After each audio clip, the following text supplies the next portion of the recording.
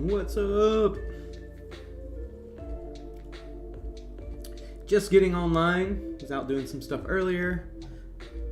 Going to be covering some severe weather that is currently going across the United States. We got two tornado watches out. One that's in the southeastern part of Missouri, and then also in the southeastern part of Minnesota, going into Wisconsin and some of northern Iowa as well. So that's what we're going to be looking at today. As you can see here, I got the the Storm Prediction Center's graphic up right now up there on the left. That kind of shows the areas. The red boxes are the tornado watches, and we have the severe thunderstorm watches as well. And you can see the outlooks there. Hey, Jamie, how's it going? How's it going? Look at it here a little bit bigger. You can kind of see those areas.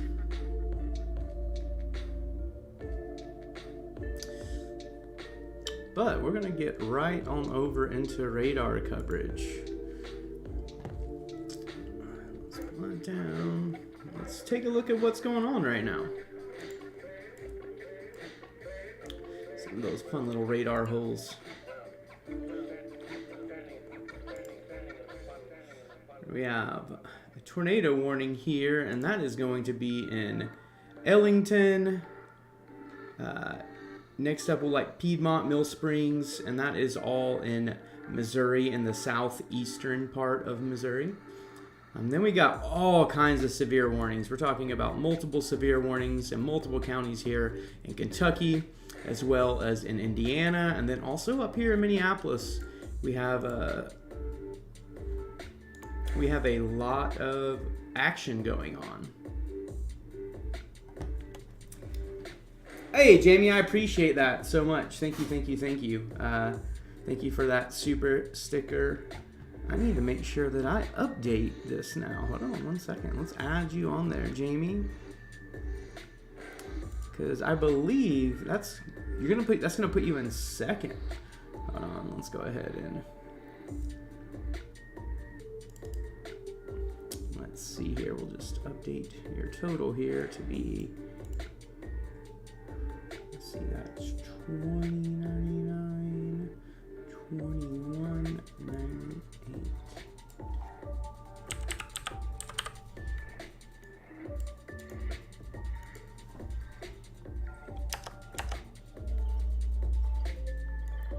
And you're going to go right here.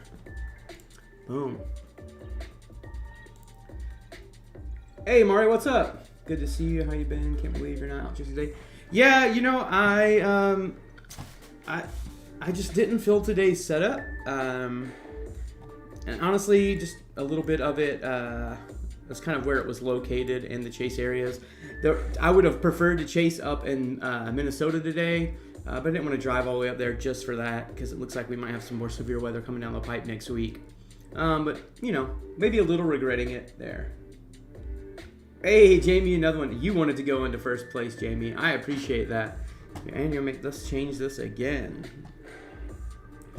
Hey, listen, there ain't nothing wrong with being in first place there, so let me go ahead and change that one more time, and then we'll get into some severe weather coverage. Let's see, we'll just add 5 to that.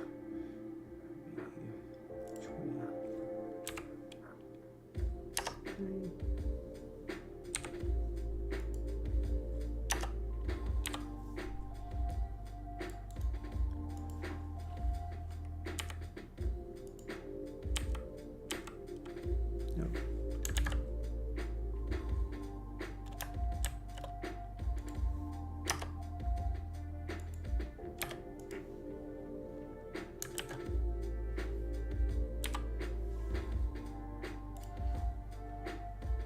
There we go. Hey, what's up, Connor? How's it going? Hello from Louisville, Kentucky. All right, let's start checking out some of this weather. All right. Let's look here first. There's a tornado warning up here close to St. Louis. It's pretty, obviously this area is pretty populated. So let's go ahead and take a look at this tornado warning up here. Looks like it includes Leslie and Washington, Missouri, and this is over here in kind of like our central east Missouri. Let's take a look here at what it looks like on a velocity scan. Not seeing a ton in velocity, but nonetheless, if you're in Washington or Leslie, definitely a time to get into your storm shelter now, for sure. Let's go down here and check the velocity on this guy down here. Make sure I'm going to be at the right radar site. Ooh, pick between, looks a little closer over here. Let's see. All right, let's check out the velocity on this guy. And this is going to be over Ellington in that area. Definitely, I see a little bit more rotation in that one.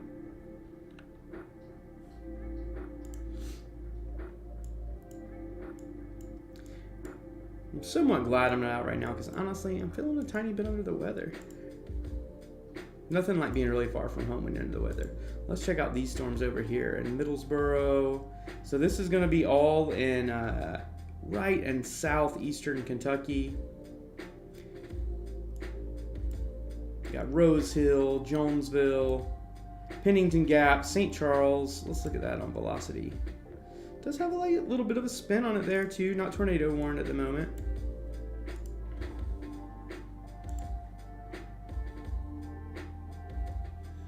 Doesn't mean it's not dangerous at all, and it doesn't mean that there wouldn't be a tornado coming out. Now let's go take a quick glance at these storms up here in the Minneapolis area. So we got a lot of hail going on here.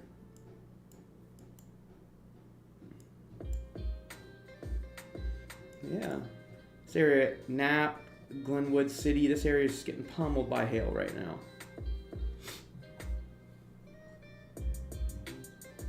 Hey, there we go. Mario, what's up? What's up? Thanks for that super sticker. Gotta sneeze, y'all. Hold on, I apologize. Oh, goodness.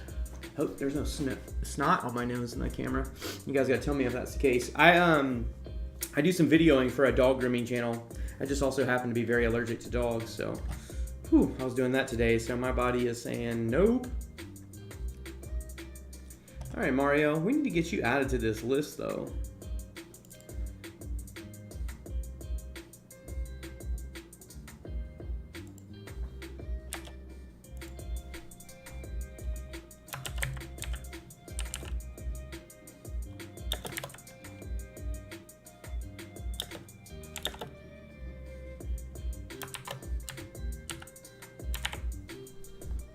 Boom. Mario, you're there. Better watch out. Jamie's going to be coming for you, Mario. All right. So I'm going to focus more on the tornado warning down here. It looks like they did remove that tornado warning that was close to the St. Louis area, which makes sense because I was looking at it on radar. It didn't look like it would be anything super concerning. But we do have this one right here in Ellington. Showing a little bit of rotation on radar, but we're going to keep an eye on this bottom cell here of this MSV.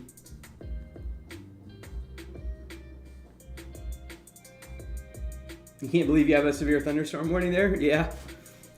It could be a surprise if you're not in areas. I mean, for us, honestly, I think for Oklahoma, I feel like when they're just like the yellow severe warning, people here really don't even, they don't really pay attention to them. And honestly, they should, because, I mean, some bad stuff can still come from these.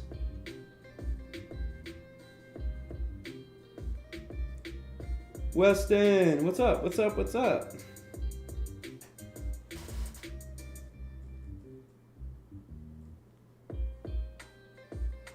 How's it going, Weston?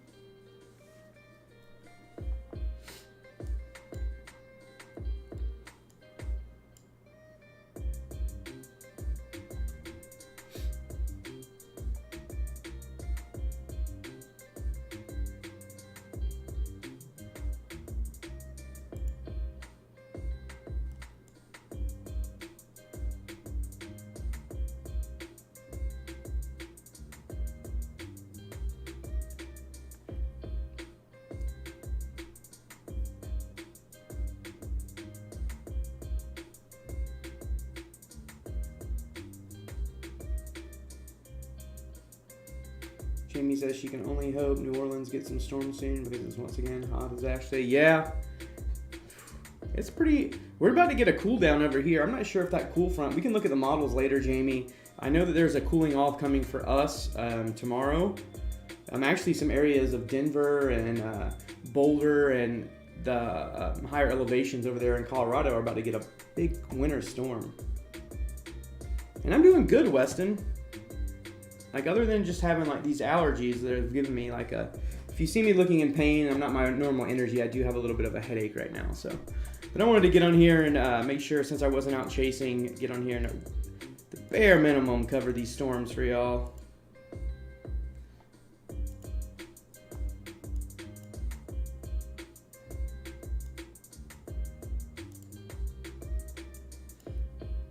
Nice little hail core just went through Newberry, Indiana. I know one of my mods, Savannah, lives up here in the Indianapolis area. She's getting ready to get some storms.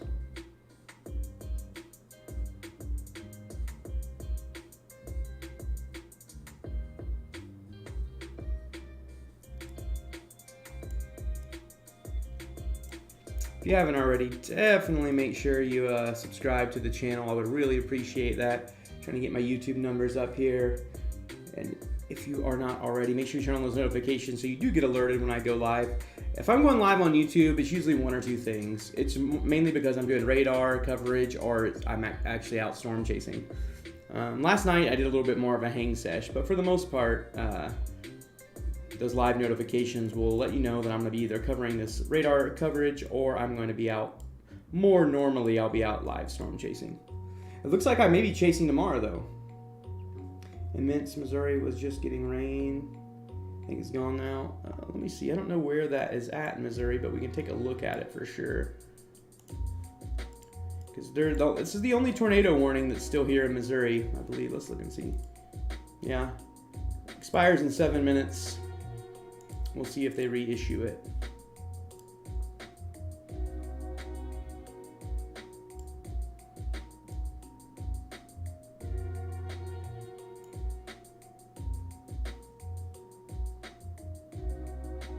You know, the one thing since I've been out storm chasing over the past 9 years, and especially now that I'm doing like more radar coverage, there are so many neat names of towns out there. Like, surprising. Oh, happy birthday, Weston! Everybody, let's get some hype for Weston. Give him a happy birthday in the chat. Yeah, I need to do more hang sessions. You're right. Like, you know, I feel like as a creator, I'm at that point where I'm still not quite used to the fact that people just want to hang out with me on YouTube. Just to be real with y'all, and so I just need to remember to do that more. Just because I always tell people, just because some people look confident on camera or they seem like they are good, like I still definitely deal with a lot of anxiety around that kind of stuff. But you all make it so much awesomer because when y'all come hang out when we're doing the hang sesh, ask questions, super rad. So thank y'all for that.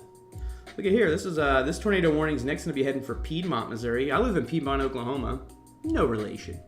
Well, I mean, I guess the name probably has a relation, but, you know, this is in Missouri. We're quite far away. But I do hope I'll be chasing a pretty non-tornado threat, more of a structure setup tomorrow in Oklahoma. So I will get out and get to do a little chasing close to home.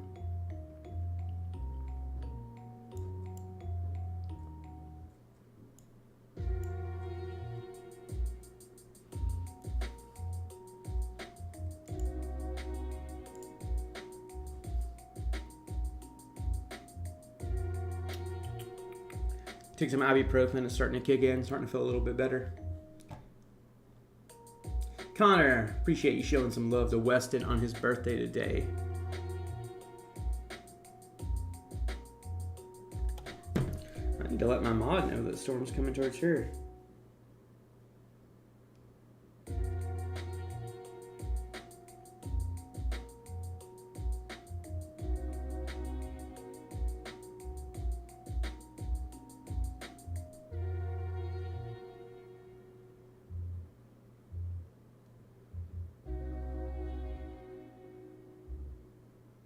Good news is we're gonna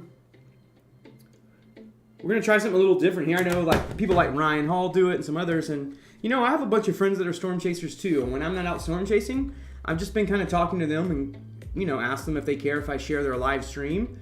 So I probably will be doing a little bit of that today. My buddy Johnny, he's a great storm chaser. He is going to be up chasing in the Minnesota area. So we'll definitely go out there and hopefully see a little bit of his live stream right here on the stream, which will be kind of cool. Something new. I've noticed a lot of people doing that, and I think I'm just going to keep maybe building up all those people that do that. I'm going to start building up so when I'm here at home, I can, you know, stream some other streamers or other chasers' streams.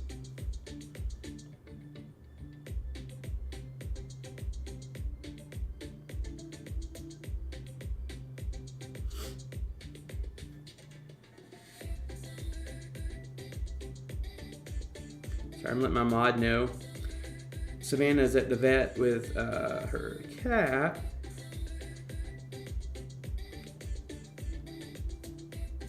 Let her know storms are heading her way. Ryan Hall, y'all, owns a GMC truck. I don't know what that means, but I actually saw his truck. I got some pictures of it. We ended up at the same Applebee's in Dodge City a few weeks ago. And he was there along with Reed and a bunch of other people. Look, dang, you see this? Just this last couple scans. Look at that. It looks like the storm might be picking up with intensity. I just really wish it wasn't in the radar gap that it's in. Let's see if I turn on this one. Just not a great radar for it, honestly. I think our best option is going to be here. This is the closest. And let's go ahead and zoom in here and let's look at the velocity scan on this one now. Still not getting the best velocity readings. Let me switch over here. See it a little bit more, but this definitely is a rotating. This is a supercell. I'm not really sure how tight that rotation is, just based on where it's at in radar, but it is, you know, a tornado warning. So if you're in that Ellington area, you need to be in your shelters. Always prefer to, you know, safety first. If you're unsure, go to your safe spot. You can wait it out. It'll only need to be there for a few minutes most of the time. But if you're hearing those tornado sirens go off, it's always best, you know, to get in your safe space. I know we joke about going out on our front porches and videoing those tornadoes and stuff, but honestly, that can be really dangerous unless you're very, very sure of what you're doing. Jackson, what's up? Good. What's up? What's up? Where is this at? So right now we are looking, the tornado warning that's out right now is in Missouri.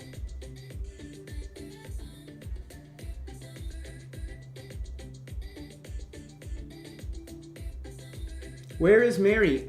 Mary, I believe Mary had I think she was getting surgery or something along those lines. So whenever she gets back, I'm sure she'll be in the chat and letting you all know what she's been up to. But we definitely miss Mary. Mary is a very valuable mod and just a super rad human being. Bella, what is up? How's it going? Just to let y'all know, let's see here. Ooh. Let's get over here. Check them.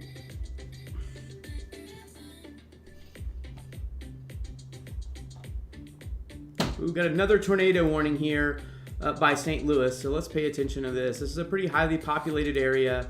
All tornado warnings, you know, are bad, and we want to watch all of them. But when you have a tornado warning going through an area that looks like this, you can obviously tell that this area is very populated. So this is about to cover a lot of people. This is going to be basically the suburbs of St. Louis and the Missouri portion of it. So you're talking about Valley Park, Kirkwood, Des, Clarksonville, Chesterfield, Harvester, Maryland Heights, St. Charles.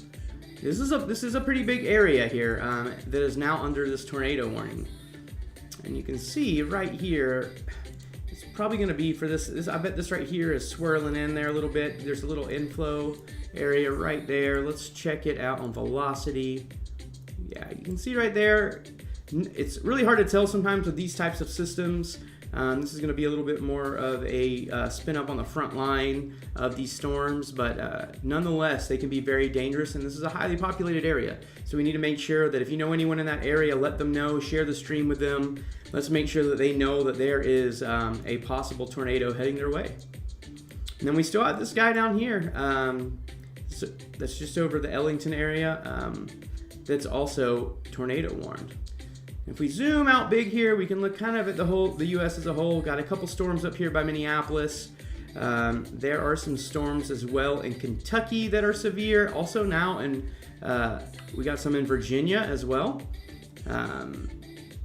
So yeah, we got some severe weather everywhere right now. We're gonna pay mostly attention to these areas that are tornado warned at the moment.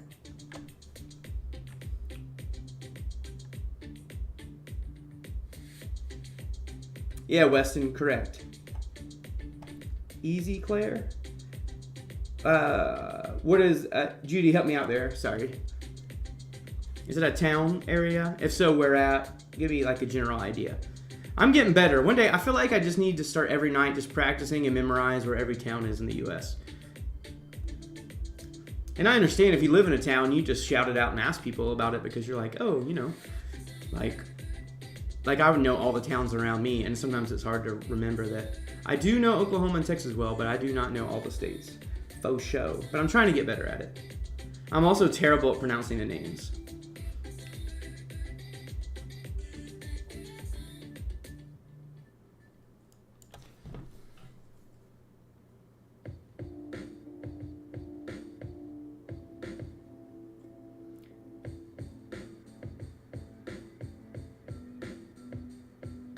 Boom, boom. I know I really do want to learn every single town. I really do. I'm not gonna lie. Like, I think that would be kind of cool. I mean, I doubt I could. I know that I have some. I have some skills of memorization, but my intelligence isn't quite to that level.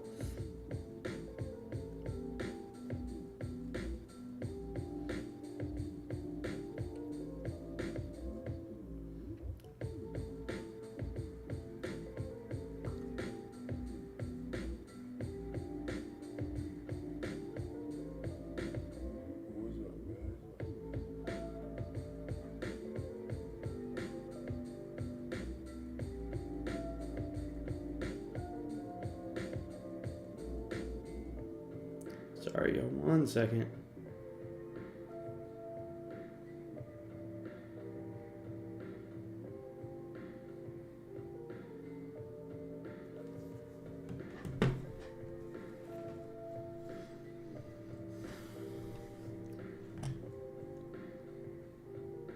Okay, thank you. All right, Judy, thank you so much for the super chat. Let me look at that area for you real fast, then I'll get your name added to the contest.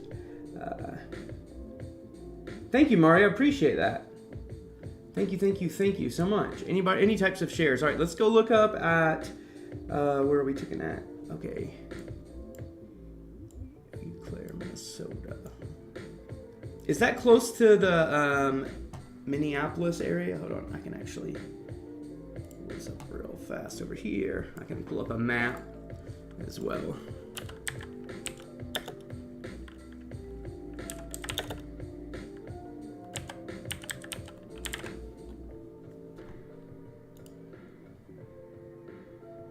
Aha, here we go.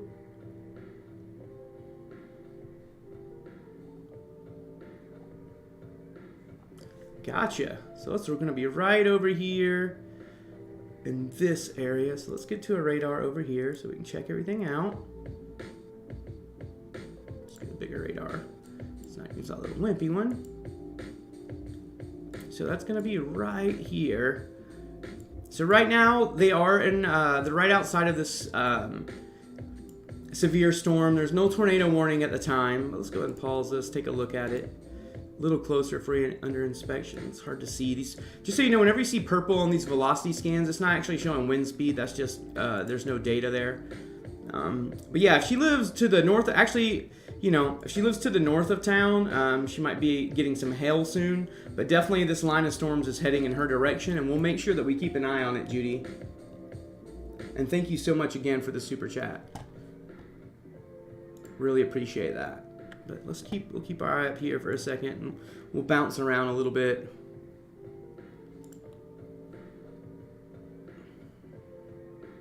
Need to go ahead and update this. Because I gotta put Judy, because Judy's moving up close to the top right from the start here.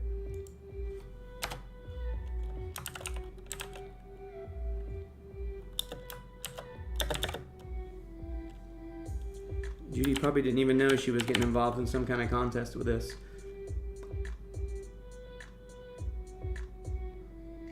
There we go. And then I need to do color source.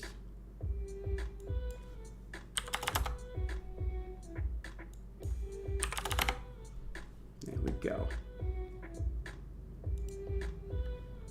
No problem, Judy. Oh, so I have a contest going on every month, a different one, for whoever gives the most super chat, super stickers, or Cash App or PayPal. We'll consider any of those going towards this number, and what you get is a 20 by 30. You got a 20 by 30 basically photo of mine. Anyone I do, like storm photography, tornado photos.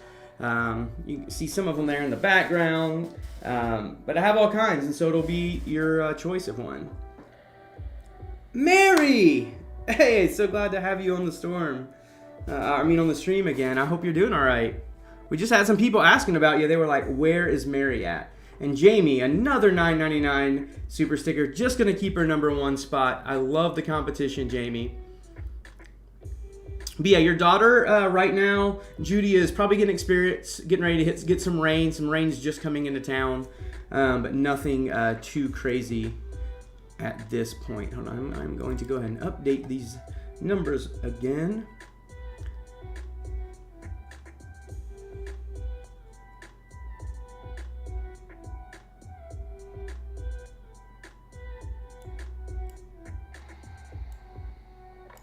Let's see, Mary, you're going to go up to...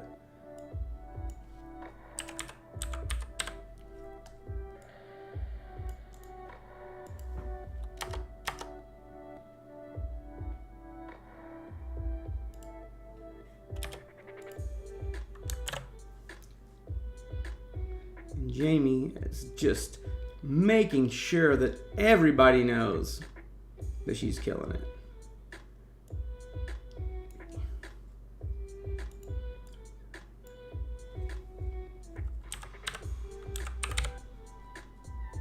Not 237. That would be awesome, though. There we go. Update it again. Oh, that's awesome. You're missed. You're a very sought after person here on the stream, Jamie. So we definitely value you over here. Appreciate that. Thank you so much. Look at that. Let's I'm gonna go ahead and change.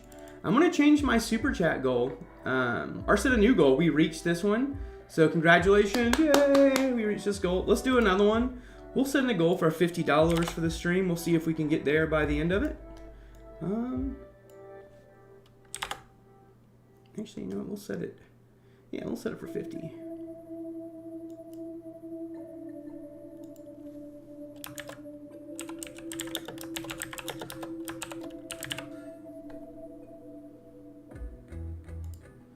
Let's end it on 5. What's tomorrow? /20/20. Boom, there we go. Got a new one up. Yeah, so much for the love. Thank y'all. That'll go in. I'm going to be out chasing tomorrow, most likely in central Oklahoma, so it'll definitely all go towards there. All right, we'll come back up here and look at that again, but let's go check out this tornado warning again here in the St. Louis metro area. This is a highly populated area, so we definitely want to keep an eye on this.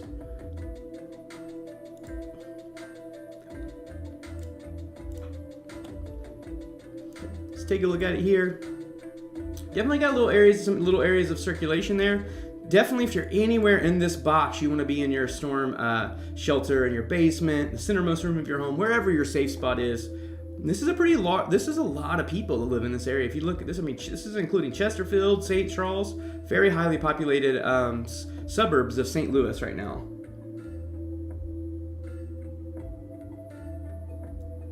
Ooh, what are you going to do for your birthday today? Let us know, Weston. Glad to have you partying on here with us for your birthday, though. If I could sing, I'd sing happy birthday to you.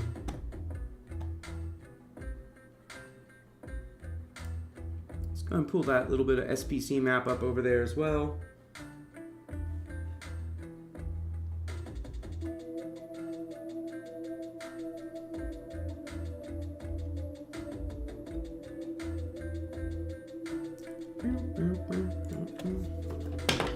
I'm gonna get something to drink real fast.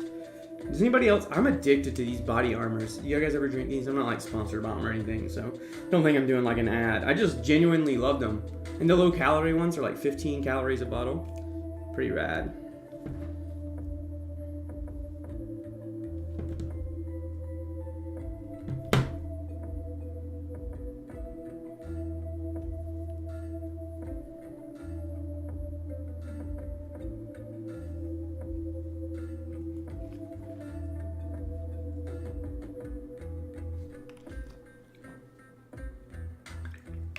Wow, Judy, thank you again for that super chat. Really appreciate that. Very cool of you. And of course, Judy, I'm very happy to be able to maybe ease some of your concerns. And I'm in Oklahoma as well. So, dang, all the super. Jamie again, giving the happy birthday Winston one. There we go. Very cool. Thank you, thank you, thank you. And I will update those numbers in a second. But yeah, this right here, so I want you to look at this. This is cool. See how this thing is spinning right here? This is called a Mezzo scale convective vortex, or a MCV. Basically what this just means is that this is a low pressure system that's just like pulling this wind in a circular pattern. It almost feels like a little mini hurricane, you know, when you're looking at it. But yeah, they're called a MCV. I just like this. When I zoomed out, I saw that circling like that. And so all these storms that are forming out here are because it's pulling up all this moisture and warm air, allowing this to be the warm sector out in front. It's a very interesting system. So, all right, let's go back up here and check in.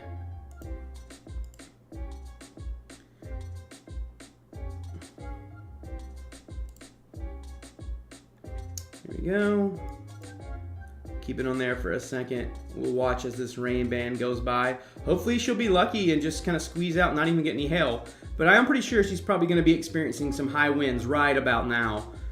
If we go and look at what the wind speeds are currently going right into town. I mean, nothing to, 43 miles an hour, 54 miles an hour. So some pretty strong wind gusts are happening in there right now.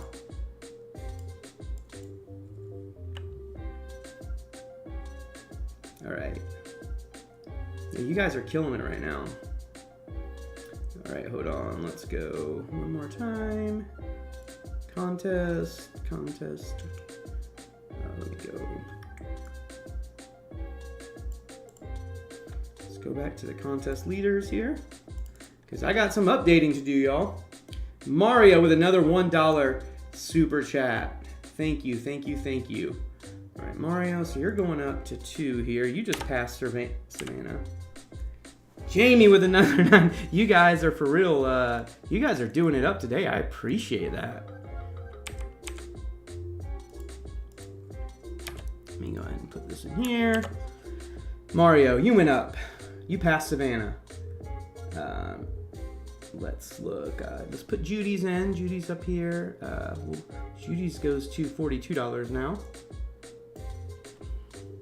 I'm going to wait to adjust the order here until we get a little ways out. Let's put another $9. That would be, let's just say add 10 to that. That is going to be $47.95. You guys are making me do math.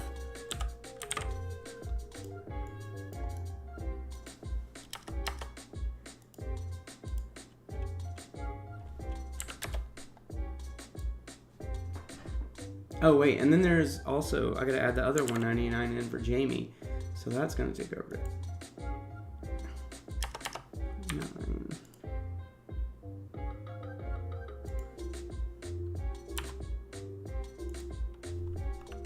I think that's it, $49.95. Does that look all right, everyone? Y'all are making me do all this math. I hope that's all right for everybody. All right, let's go check on this tornado warning that is still going on down here just on the outside of St. Louis. This actually includes part of the metro. Like I said, this is part of the metro and suburbs. I really hope that this is just the Storm Prediction Center being very careful. Only because, I mean, this could be there was a tornado in this area that could be pretty bad. That's a pretty high populated area. Where it's at on radar, it's really hard to see, but right there over Maryland Heights looks like where the main area of circulation would be right now. Have no idea if there's a tornado on the ground or not, but what we do need to know is that if you're in that area, play it safe. Go ahead and get in your storm shelter. That's the best thing that you can do. That's fine, Jamie. You're good. I mean, this competition still got, what, 10 more days? What? No, there's 31. No, it's got 12 or 13 more days. So you're good. You're good, Jamie. You got it.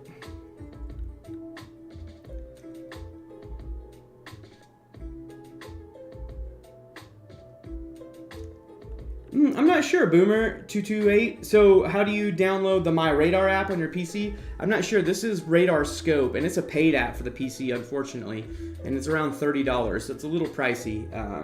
But this is the only one that I have on my computer, and I'm not super familiar with My Radar on desktop. But maybe one of my mods or someone in the chat is. If you're in the chat or one of my mods, if you guys know how to get that on their desktop, please make sure to chime in there and help Boomer out.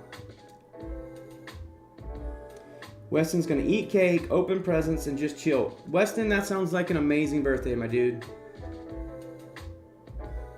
There you go. Cody's got you. Our friendly neighborhood Cody tech man.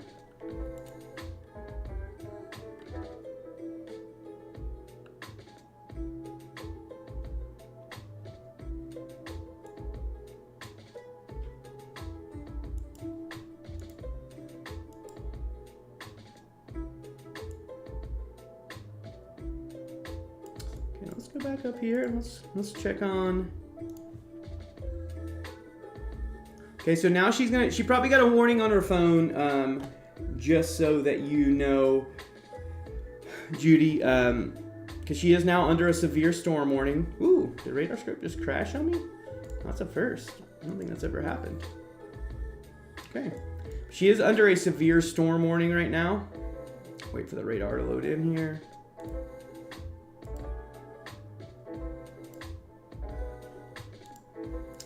So she is under a severe storm warning right now. Let's see what it's severe for. This is going to be severe for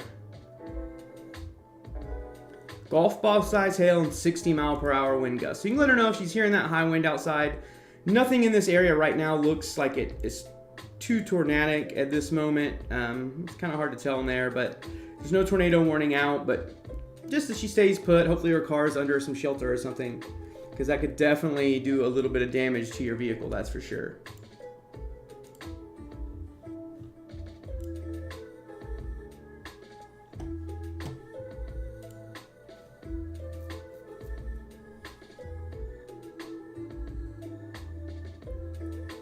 The white lines? Oh, of course. So let's go in and look at one of these white lines. So, for example, these white lines kind of indicate the core of a storm. So let's take this cell right here. It's kind of showing where it's guessing the core is. This is going to show which direction that the storm is currently moving in. And these little dashes that you see on the radar, those are increments of 15 times. And it's just a guess. They're not always right. But that kind of lets you know where the core, so this part of the storm will be there in 15 minutes. It'll be over here in 30 minutes. 45 and an hour. It just kind of gives you a good guesstimation on which direction and how fast or where a storm is heading.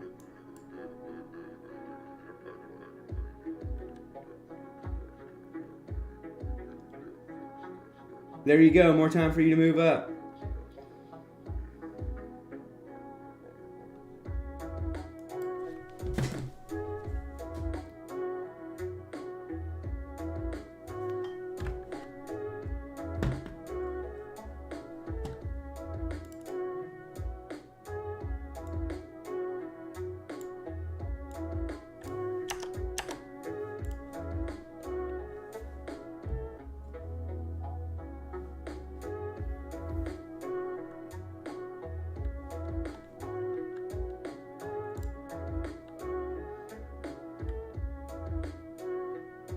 Yeah, she can get, vehicles can be repaired, that's for sure. But it's looking right now that the area that's going over where she's at, I'm not seeing a lot of hail on radar, so that's good. The northern part of the severe warning up here, close to Bloomer, this like brighter pink area is where you would see, you know, a larger concentration of hail. There might be some small hail down here, but I think this is going to be your main hail threat. It doesn't look like, luckily, where she is currently at in these storms, on this round at least, there's no hail. Now, we still have these storms are going to be coming in behind it. These also are going to be, these are, if we put it in motion here, we can look at what direction these storms are going. They're all going to be going up into this direction. So she's probably going to end up getting a second round eventually.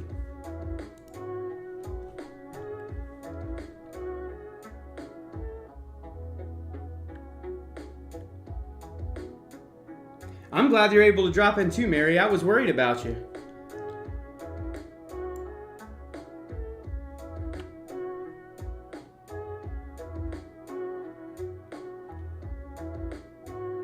You know what? Since you guys have all been so generous, I'm going to do something real fast. Let me go to the super chat goal. We're going to clear it. We're going to end goal because you guys did it for me. But what I'm going to do, so we're going to do this for the next hour. We are going to do a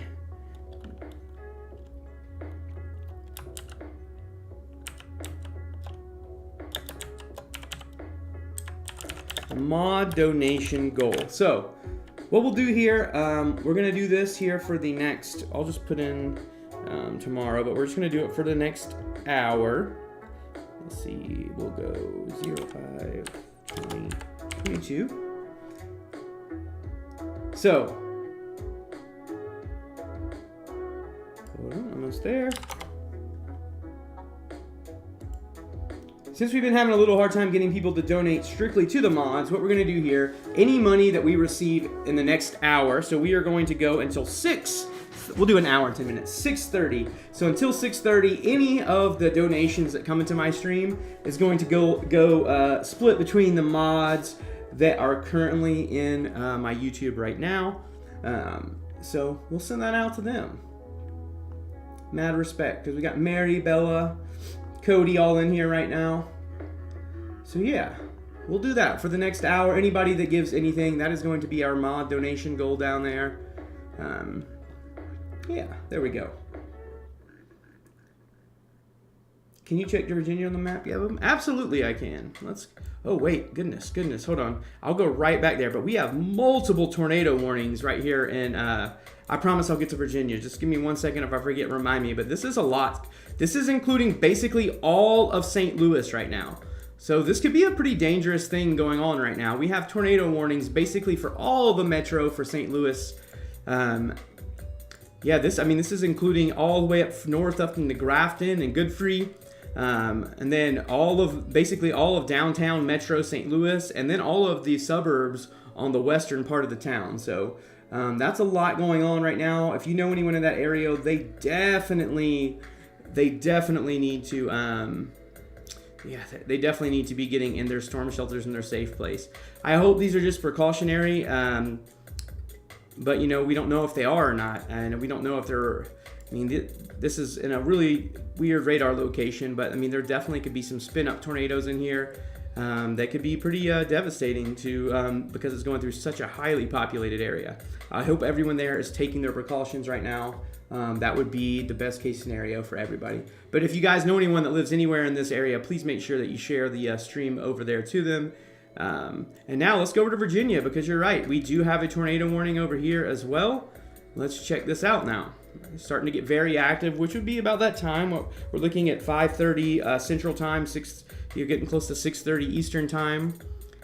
All right, this tornado warning is in a very small area, and this is over Van Zant, south of Grundy, and this is going to be in Virginia, and this is going to be right, is this actually in Virginia? Yay, it's so hard to tell, hold on.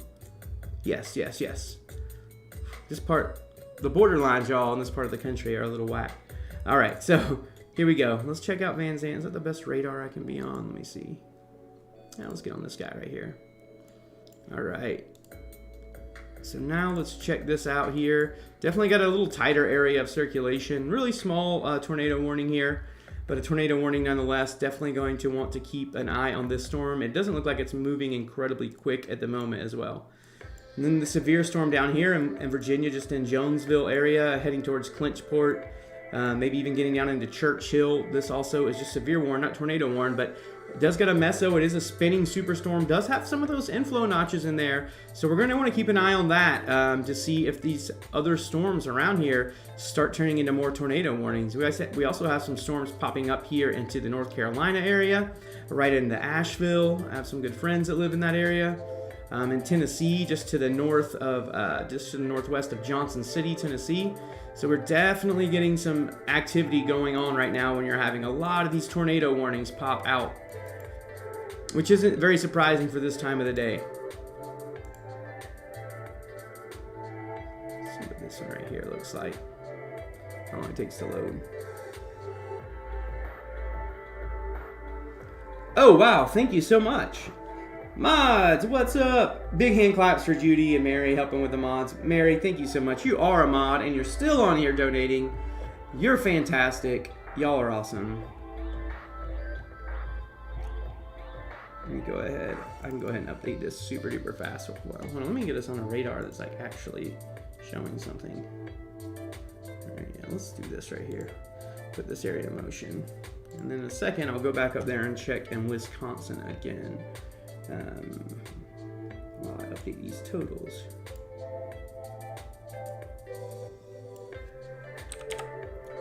With that, Judy, I believe, is going to take the lead. And then Mary, see, that's going to put you up to almost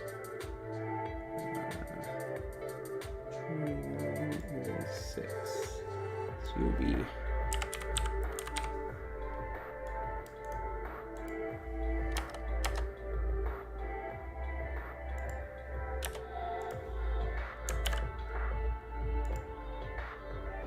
there we go. I think I got it quickly done there. But yeah, you guys are awesome. Thank you so much. Judy even thinking, divisible by 3. How grateful. You're awesome. All right, let's go take a look up here for Judy again. Let's see what's going on. So yeah, that first round, I mean, she's like probably just experiencing some rain and some high winds. We're just going to keep an eye on these storms that are behind those as they come up this way. Right now, it just seems like some, just some typical severe weather, spring severe weather. Nothing too crazy.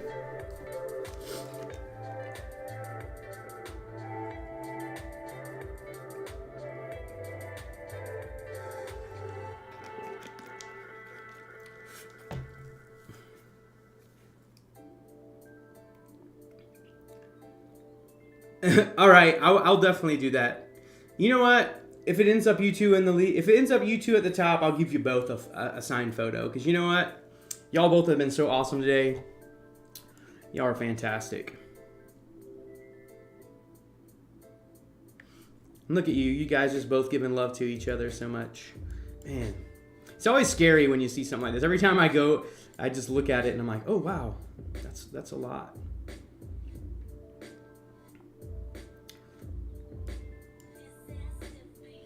I wonder if I go over, maybe I'll go over here. Let's see if I can get a little better reflect, or a little bit better velocity reading.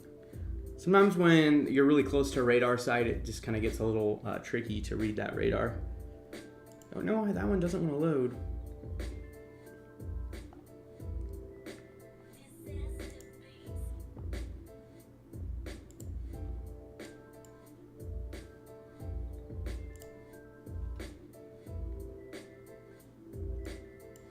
Yeah, these tornado warnings are definitely going to be out for a little while longer. 16 minutes, 17 minutes.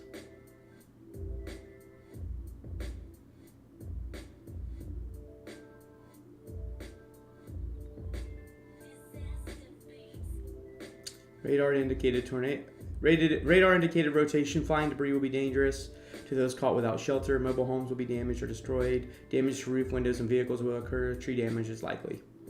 So that's for these tornado warnings that we're looking at here. Same here.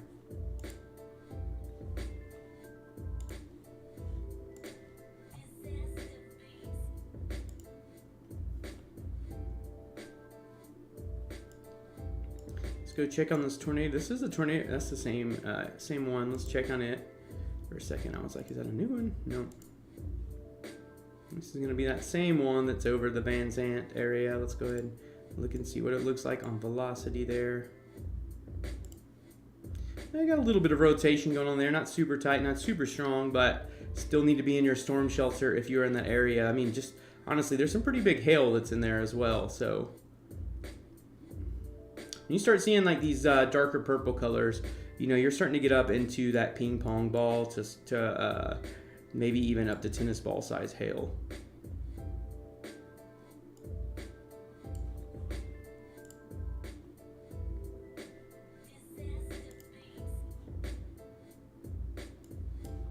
It's like one of those tornado warnings. The one that was to the far west of the town of St. Louis has now went away, but there's still the two more, and this one that's basically just covering the whole downtown and metro area of St. Louis.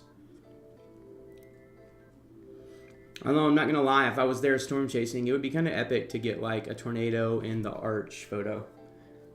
I wouldn't want anyone to be hurt by any means, but that would be pretty crazy. Shelly, what's good? What's good? Glad to have you on.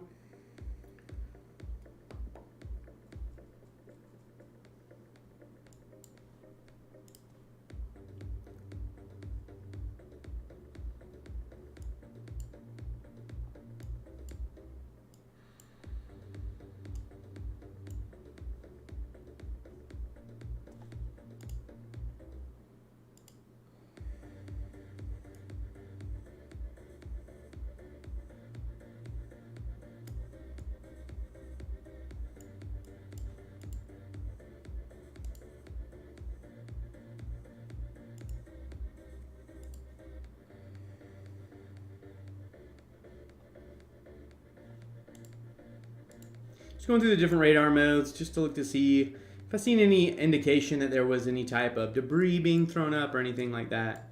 We'll go do this for this other tornado warning as well. Let's go check it out. Let's get a little bit closer there. Oh, this radar's closer. Definitely this thing's kicking some hail up here. Definitely got that got some rotation on it. Let's go check and see if there's any debris signatures. Nothing that I really see on that scan, honestly.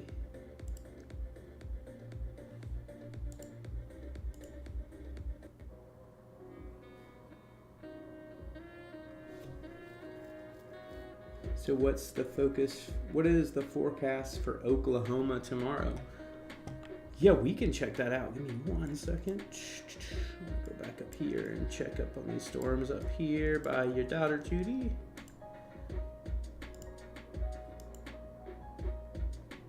Let's use this one out here.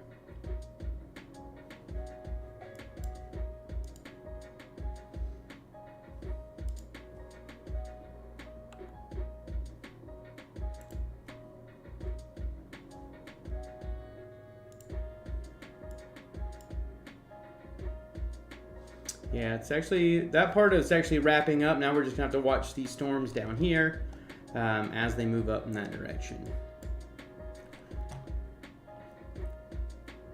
So I'm gonna do something real fast. Let's go ahead and let's pop this up real fast while we are right here. This is the Storm Prediction Centers. If you go to their website, it's like the first map that's on there. It's just a view of the U.S., shows the outlooks, shows the areas that are under tornado watches and severe thunderstorm watches. So it's kind of neat. I'm just going to put this up while I pull up quickly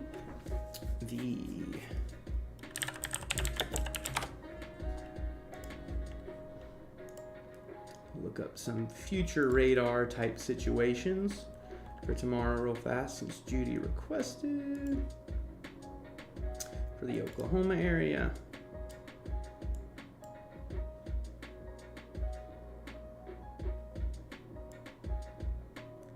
All right. Right back over here. All right. Dust devil, the same as a dry tornado? No, they are not the same. They're caused by little differences. are they're formed in different ways. A dust devil can actually not even have like a storm associated with it at all. Like no clouds, it doesn't have to have anything. But yeah, Judy, let's check it out for tomorrow. Let's look at, this is basically future radar for tomorrow. This is this afternoon. This is 7 p.m. tonight. Let's keep moving forward into tomorrow. This is gonna be early tomorrow morning. Start to see there's going to be so right here, this is going to be a cold front. Behind all this over here is where all the cold air, you can actually see up here, you can see all the spinning wind arrows. The system's going to be over here, and it's going to be pulling all this cold air from the north down into Oklahoma and to Kansas. But that also is going to allow for some storms to possibly fire up. Mainly down here in southern Oklahoma. This is around 7 p.m., 6 p.m. This is the NAM 3K model. So it's looking like, we might get some widespread rain tomorrow night, right there across the state, and that's going to be accompanied, that's when you're going to feel a big difference in air temperature tomorrow. It's going to cool down, highs probably in the 50s on Saturday for Oklahoma. But yeah.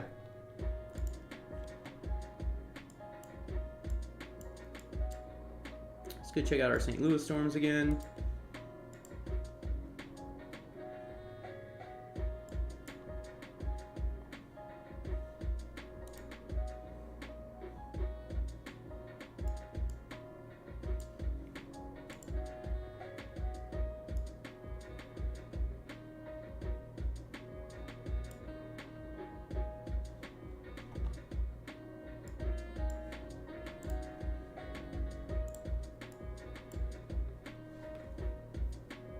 Do I think tomorrow will produce anything? I think there's like zero tornado threat for Oklahoma tomorrow. So does the Storm Prediction Center. Right now, there is no tornado threat for tomorrow in Oklahoma. I do think there is a threat for some maybe hail and isolated high winds. That's the system I may go chase. If it looks like it's not going to initiate until after dark, and also don't pay attention to that location this far out. I mean, it's showing the storm form down there in southern Oklahoma. That could actually happen anywhere in central Oklahoma tomorrow.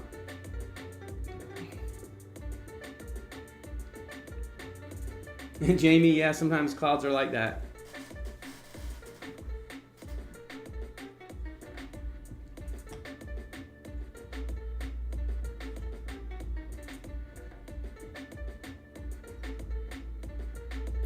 I gotta go use the restroom real fast, so I'll be right back.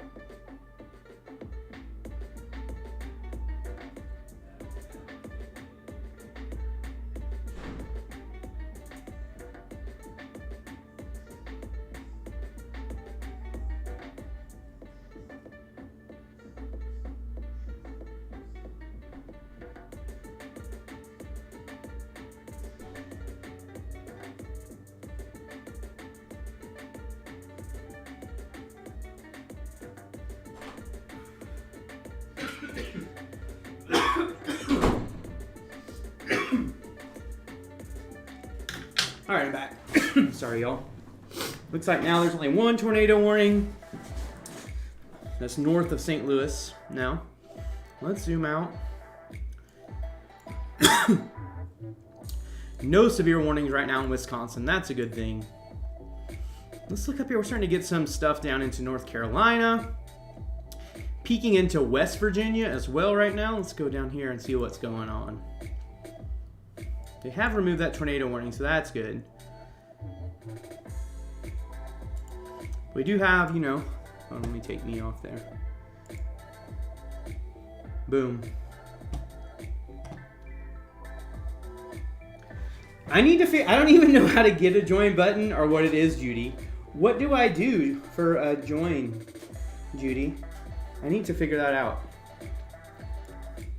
I've spent so much time on TikTok, honestly, like learning TikTok, that although I am learning YouTube as we go here, definitely newer to me. Plug my phone plugged in real fast, John. Cody, you're gonna get hooked. I can already tell. See, this is like the gateway drug. Oh, here we go. We've got a tornado warning. Oh, that's the same one. That's St. Louis. Oh, we do have some severe warning down here south of Dallas. Let's check it out. Down here, actually it's southeast of Abilene. Kind of going through. No real towns right now it's going through. A little severe weather down there. Very active right now. Let's keep our eyes on this tornado warning storm for now.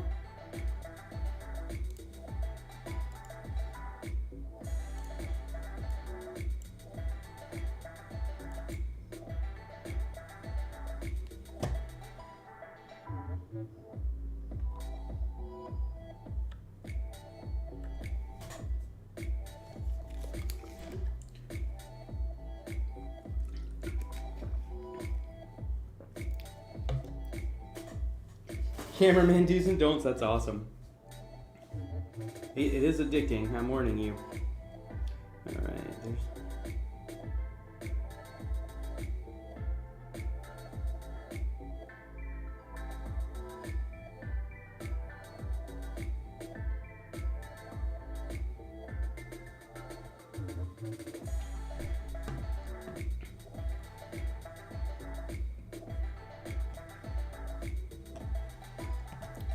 Cool up.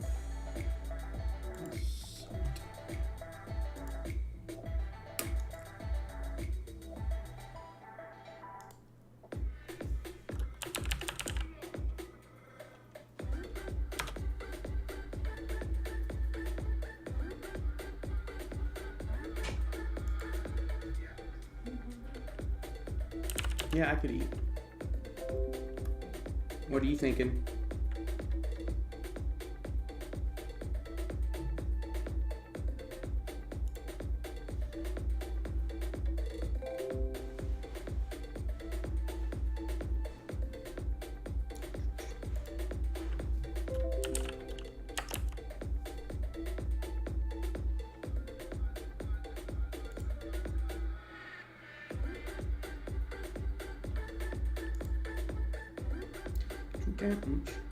So as soon as my buddy Johnny goes online, we will also be looking at possibly getting having some live storm chasing on today's. That's gonna be pretty cool.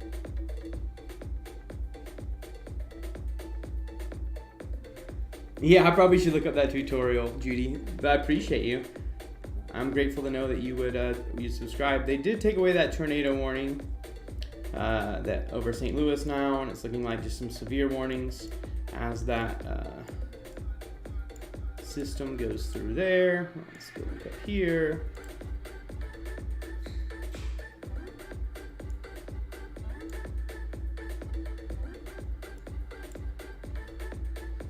One little severe storm now popped up here in northern Wisconsin. If you look down here, close to where your daughter is, there's even one storm behind it. We're going to want to keep an eye on this one in Trenton and Red Wing. It does look like it's heading towards our town there.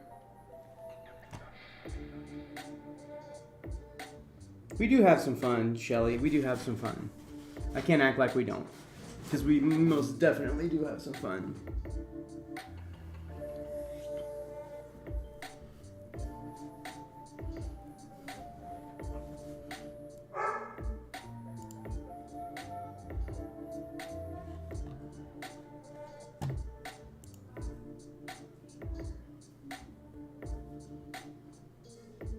Savannah, you made it.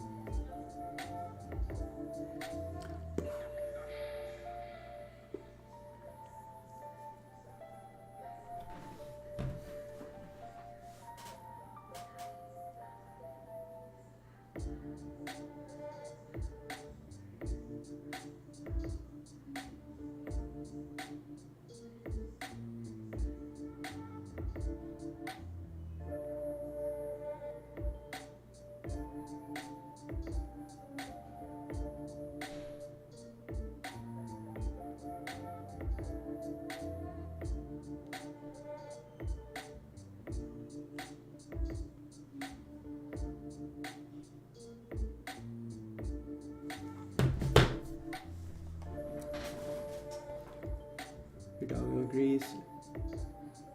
Check mod chat. Cool. Yeah, sorry, I'm hold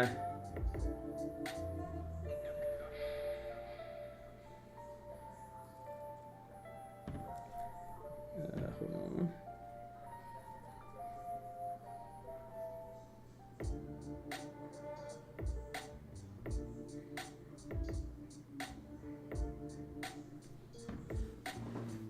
Yeah, I don't see that transition button, but it's all good. I'll figure it out.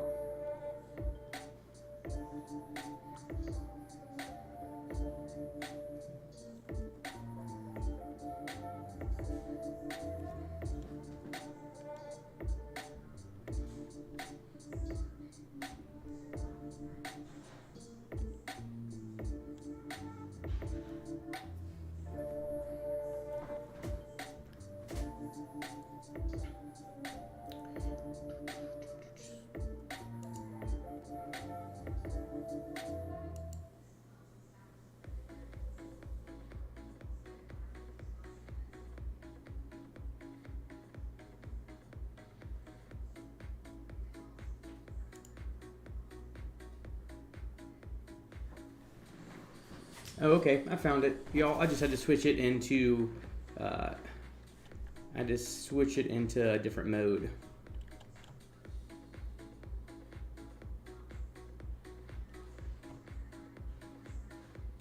There's a hurricane and an oceano named Gina. Thanks, WebKids. Thank you, Mary, for dropping in for a little while. Really appreciate you being here. You're awesome.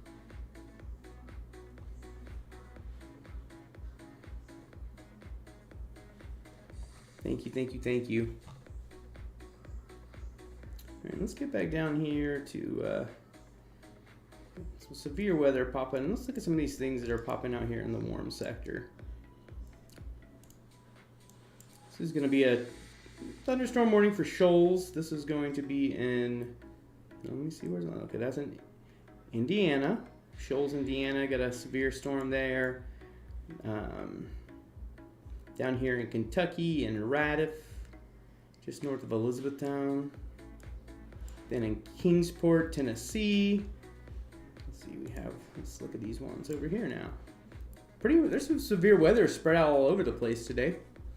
We have this other severe storm over here in Bradshaw, Shaw, and War. That is going to be, is that in the tip of, I believe that is in Virginia, and not quite in West Virginia. But Virginia or West Virginia. And then still a little storm, severe storm just to the northeast of Asheville, Tennessee. So let's keep an eye on these guys over here.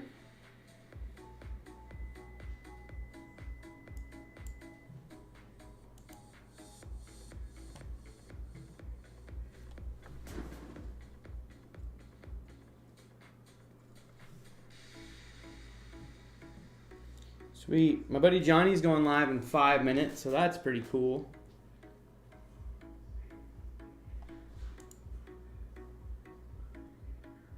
Let's see, I want to.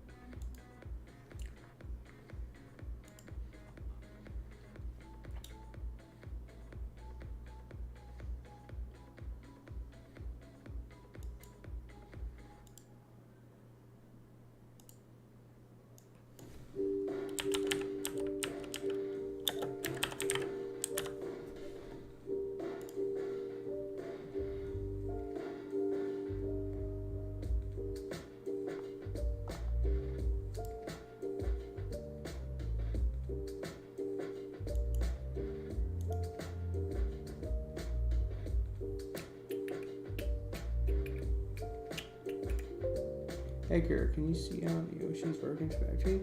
No, not with radar scope. You can see basically just right off the coast. I can look at that though in a little bit here. I can go to a site that does that. Faux show.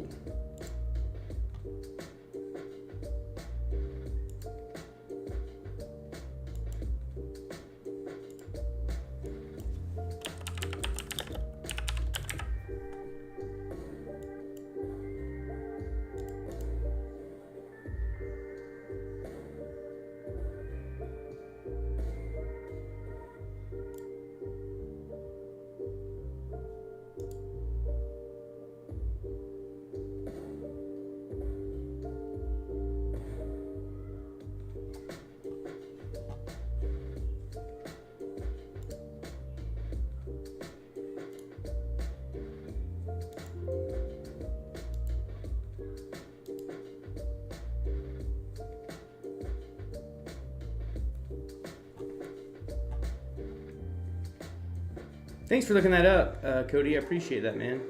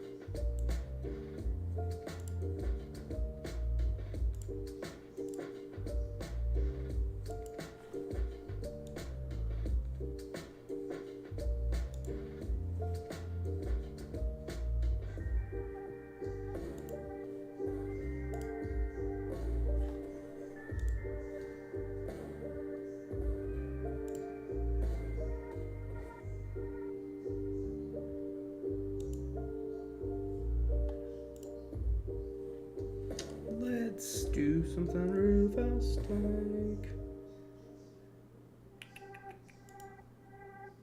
There you go. Alright, y'all. I will be back.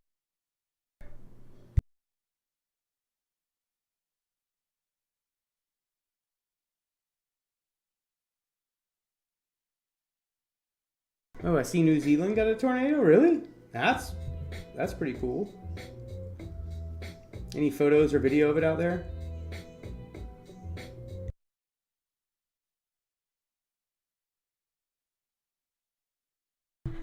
Let's see what Judy says. So watching these storms colligate together, that usually means a weekend, right?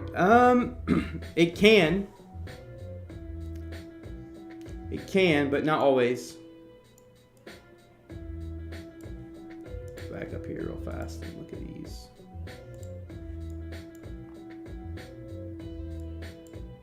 I mean, they still have, you know, some of these. I'm still seeing some hail cores pop up and go down. There's still this one severe here on the back end, but definitely not looking nothing super crazy. This storm up here is developing a little hook on it right here, the severe warn storm. Keep an eye on it.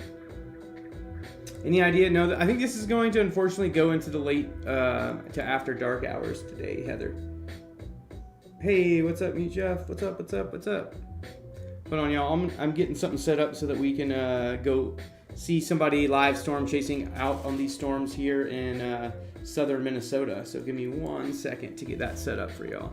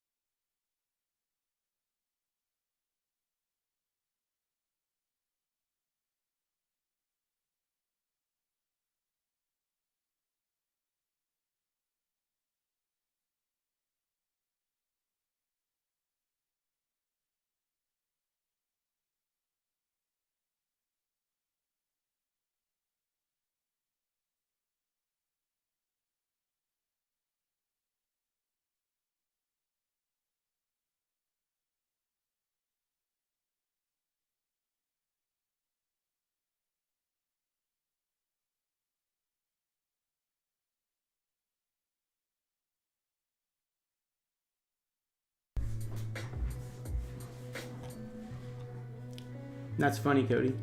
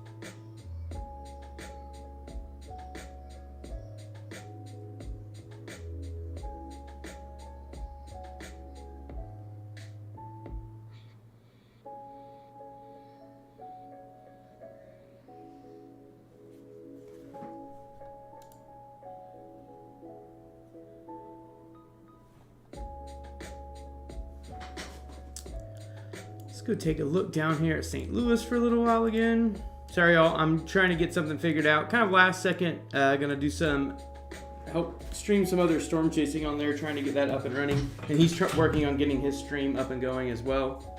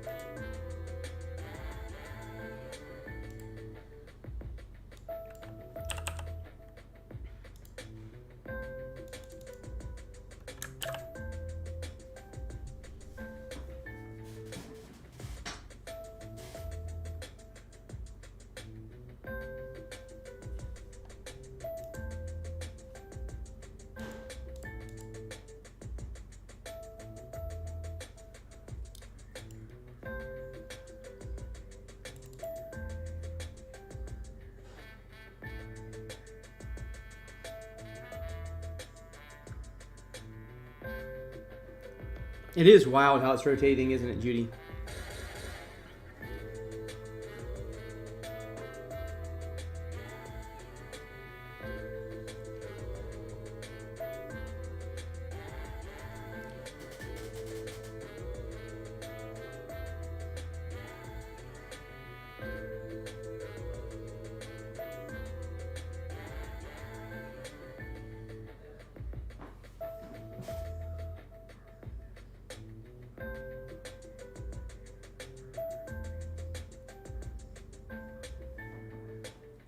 What's up, Weston?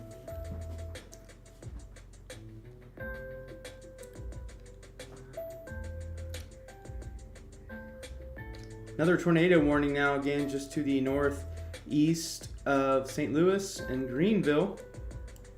Let's go ahead.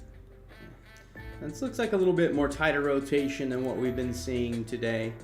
Check out, make sure no other ones are going tornado warning, not at this moment. But yeah, we're going to want to keep an eye on this.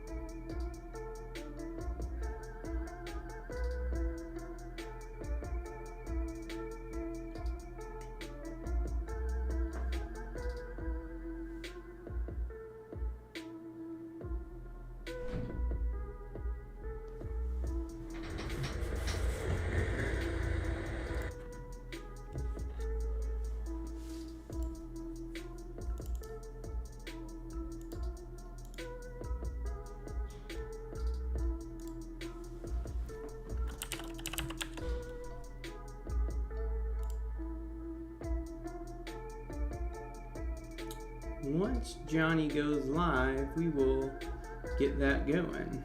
I think I got it to where I can do it now.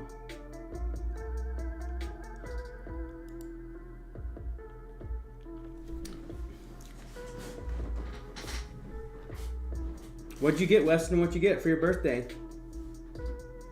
It's Weston's birthday, y'all. Hey guys, so I wanted to talk about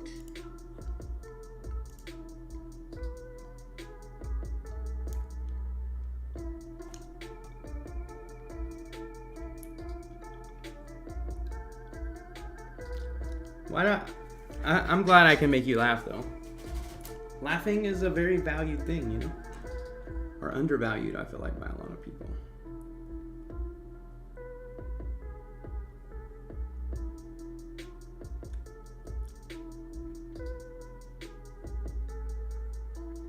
Pizza and cake. Yo, I wish we could all have pizza and cake with Weston together today.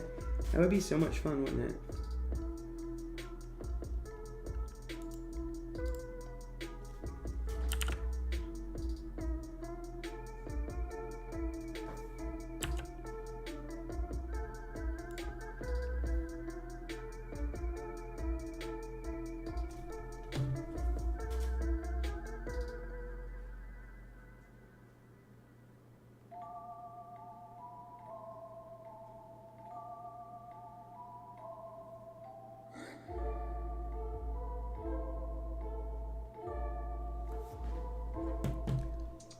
You got some vegetables. You don't gotta lie and say that you got vegetables if you don't really have vegetables, because you know.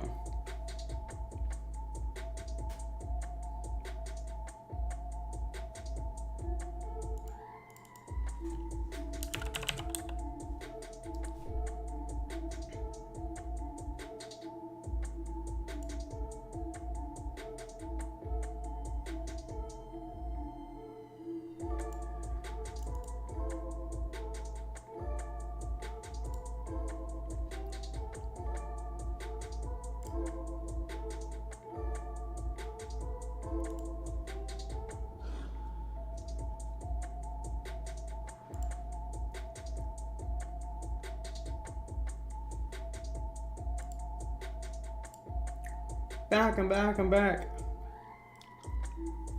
We got cows. Starch, protein, greens, well-rounded, right? Ooh, goodness. I don't know why, like, I never stream, and, I mean, I never get tired, but then every time I stream, I get tired. Maybe I should just stream myself sleeping, and I could actually sleep at night. That would be nice.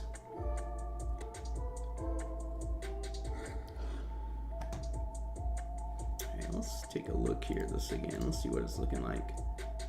Still pretty tight little area of circulation there.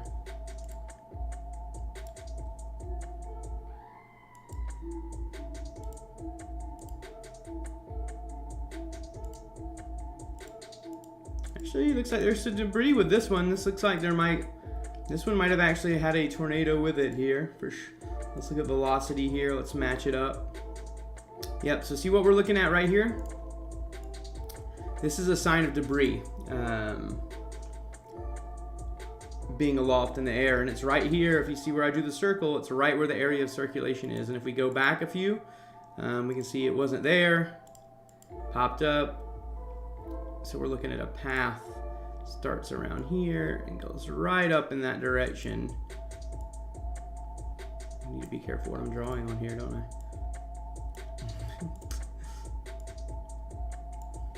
See here. Yep, and keeps going. Yeah, it's a little debris path right there. Hopefully there's no one injured, or hopefully it was just trees and that type of thing. It looks like it's kind of rampant, not as much anymore. But that's one of the ways that you can try to really confirm if there's a tornado on the ground when you're not there, seeing that debris lofted into the air.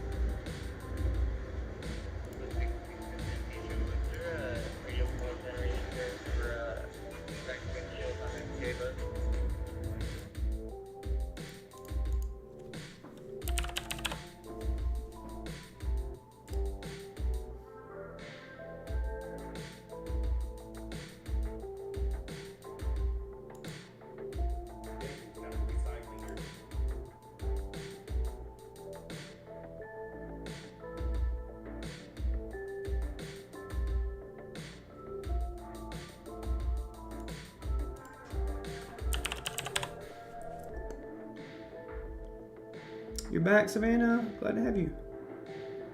Yeah, I hope people's cars are okay, just in general.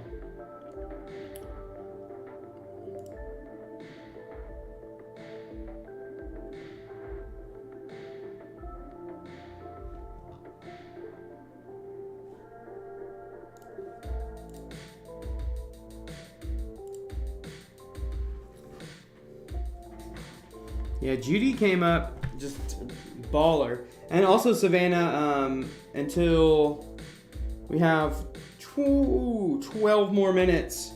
If you look at the donation goal, it's the mod donation goal, because we're doing that the last hour. All the donations will go to mod. So this is a good time. If any of you guys want to give a super sticker or super chat to our mods, go ahead and give it in the super chat in the next 10 minutes. We'll see if we can reach our goal. I have $100 for them. If not, that's still cool, but stoked to get them some money. And so far we've got $30.99. If anybody wants to support those mods, they get in here, they do this all for free. They're awesome. Maybe one day I'll get, massively big like Mr. Beast. I'll just hire you all. That's the goal.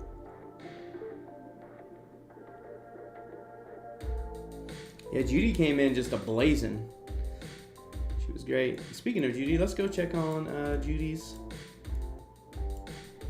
daughter. Let's see.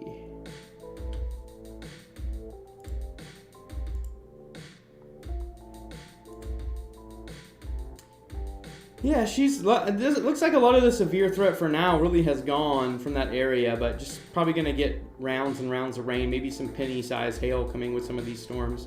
And lots of wind, but nothing severe warned over right now.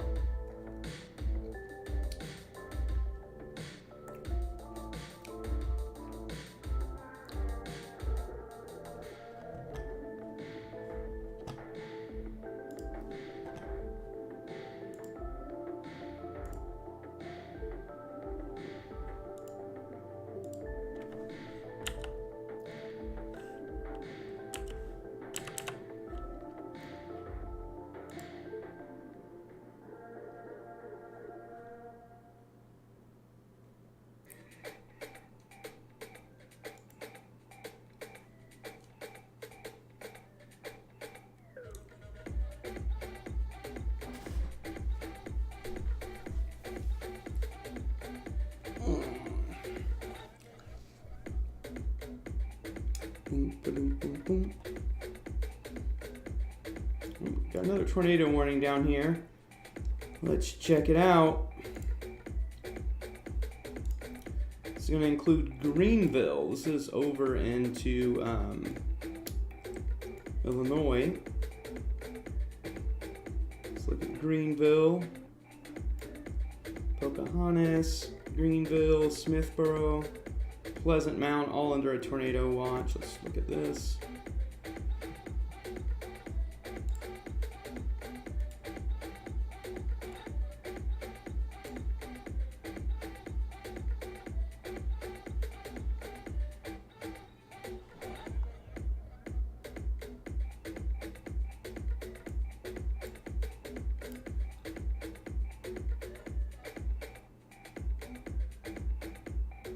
Yeah, Shelly, we can do Cash App, PayPal, or Cash App as well. It looked like the one in Virginia is gone for now.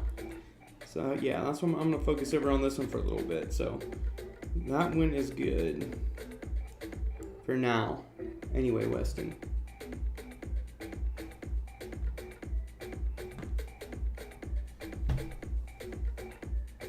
All right, let's go ahead and bring Johnny B in live. Hold on one second.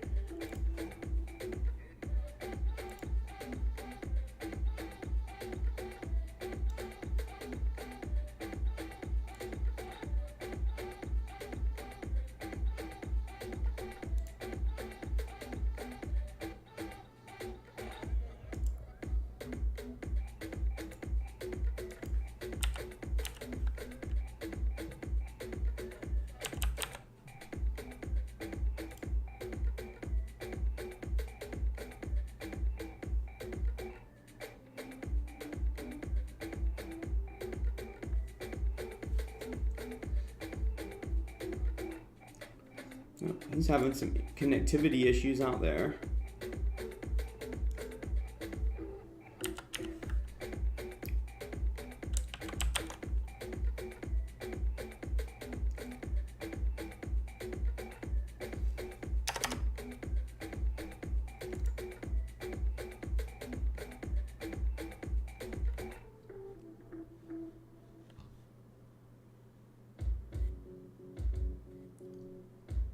I do like Taco Bell.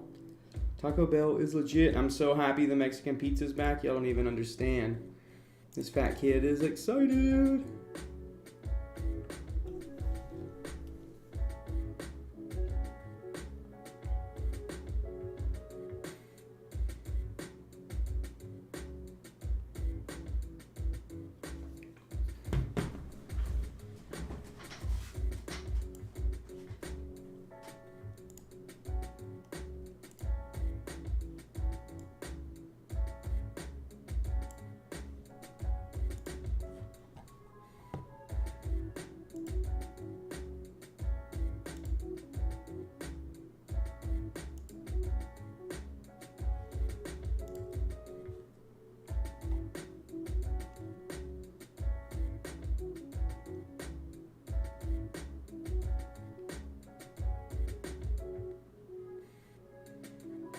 Thanks, Stubby.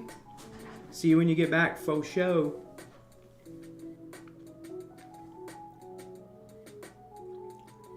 Get some rest and you can take over. I know, right? I'm all right. I'm just so. Oh, you can see how it was. The circulation got a little tight there for a second.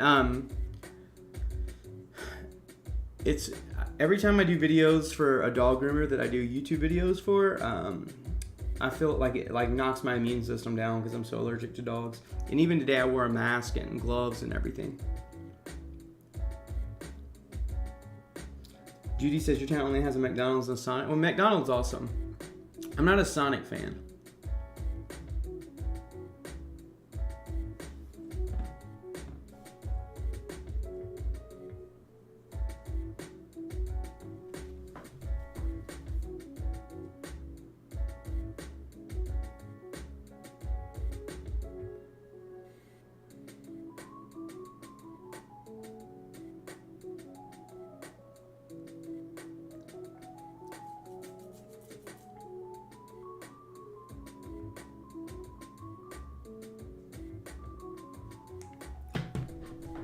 Sonic Tots are the best. You know, Sonic Tots are decent. I'm just not a huge fan. Oklahoma's crazy about Sonic.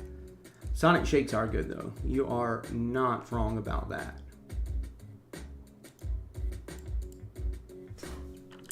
You are definitely not wrong about that.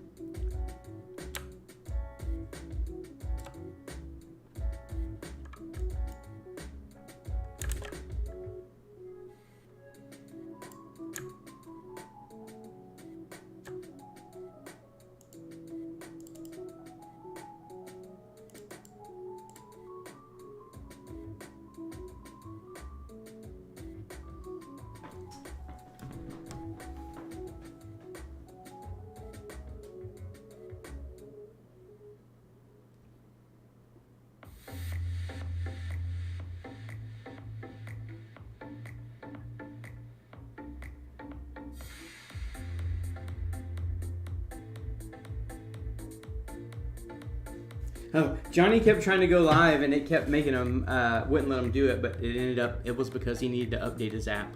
It's actually pretty funny. I really like looking at this from a distance. I think it looks really cool.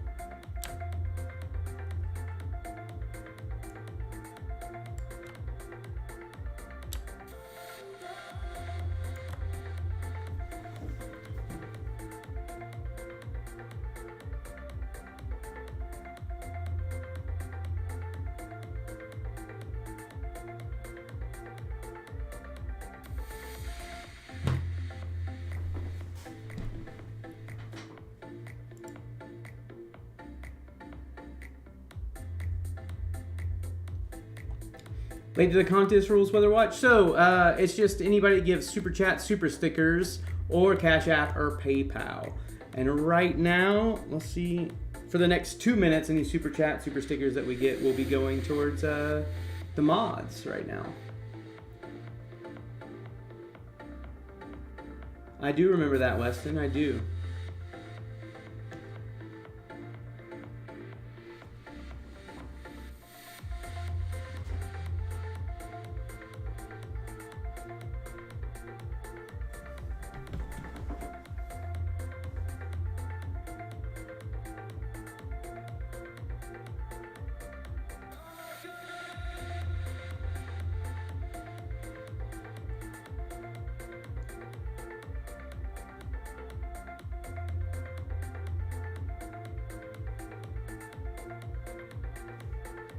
All right, I just probably shouldn't be trying to do this. I don't understand what you guys are telling me to do.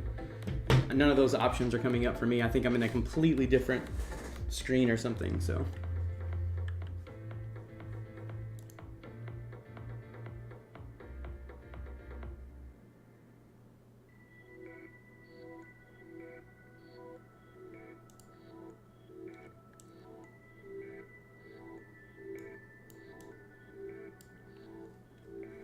Weather Watch coming in with a $19.99 going towards the mods. That's what's up. Also gets him on the board.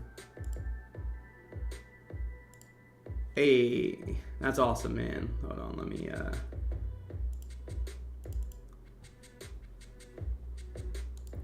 get you added in there, my dude.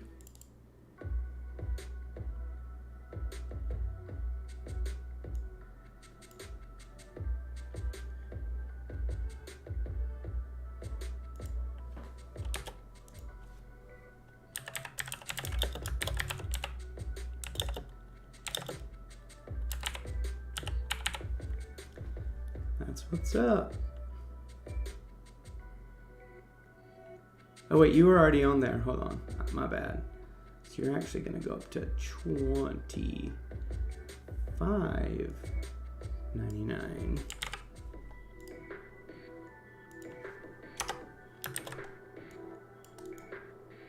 Copy. You're gonna go right under Mary there, and then let's take you off here. There you go. Boom. On the board. $24.99.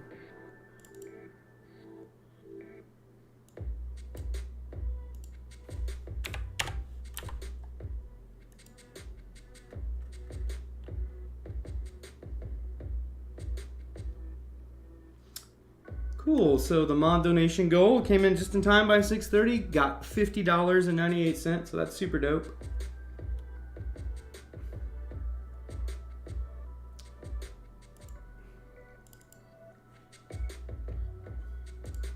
Yeah, we're gonna go ahead and end that goal, start a new one.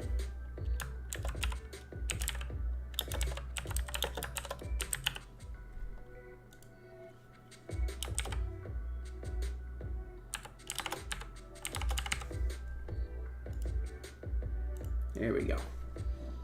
New goal up, new goal up.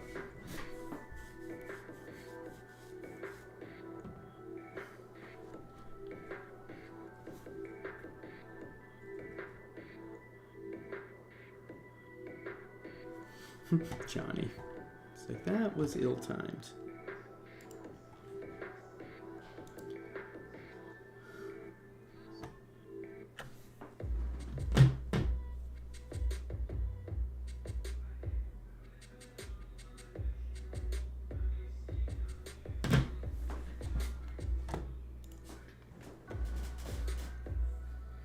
Whether I'm glad that you love this channel. Tristan, you made it. Where is this? I'm slacking. So right now they just extended this tornado warning. This is going to be north of St. Louis, just to the northeast. This new tornado warning area is going to cover the towns of Hillsborough, Taylor Springs, Coffin, Fillmore, Colton, Winona, Ullman, all in, I believe this is in Illinois. Yep, all in Illinois.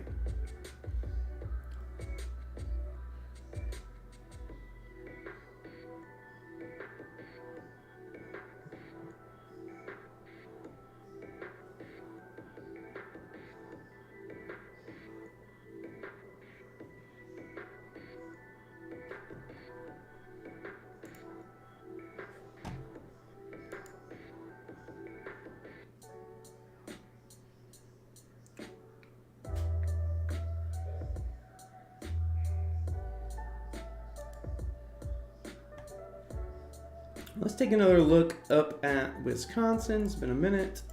Let's check on that.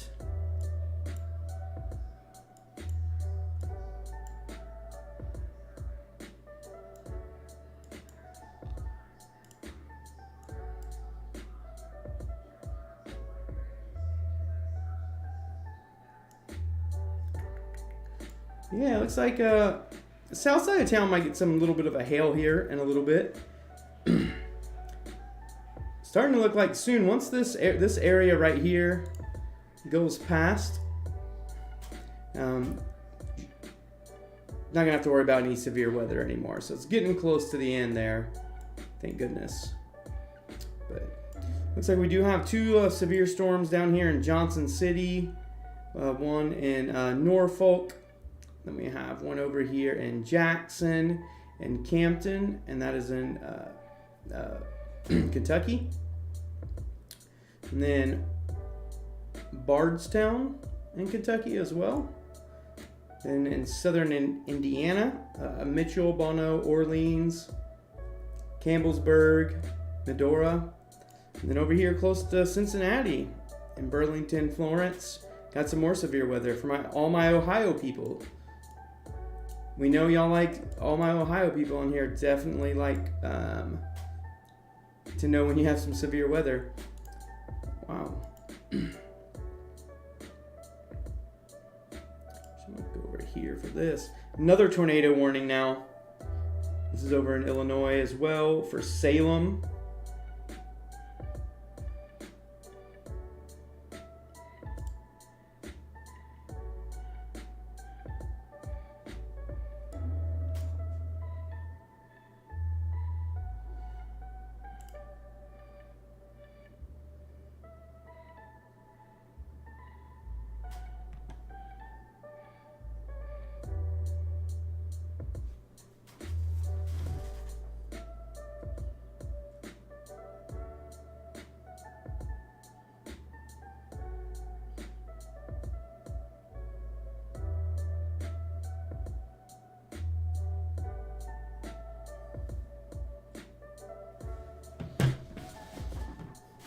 Messaging with Johnny, who's out in the field right now. He's out chasing.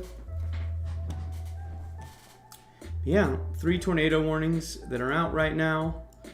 Definitely want to keep our eye on. This has been the area that's had the main tornado warnings. Over in Virginia, there was a CC drop. There was a sign that was some debris was on the ground a little bit earlier.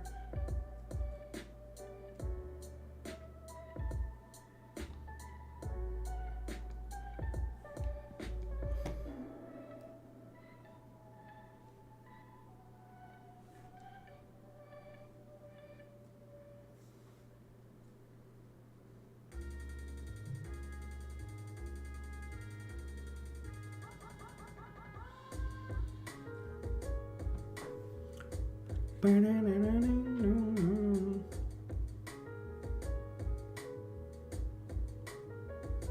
you can see right there over Salem, that little thing right there, kind of wrapped up there for a second.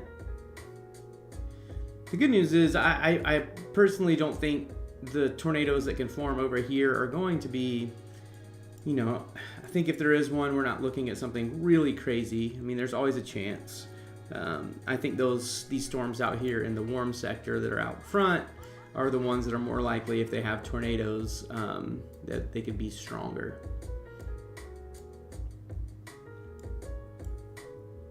But nonetheless, still tornado warnings. Tornadoes, even tiny ones, can do lots of damage.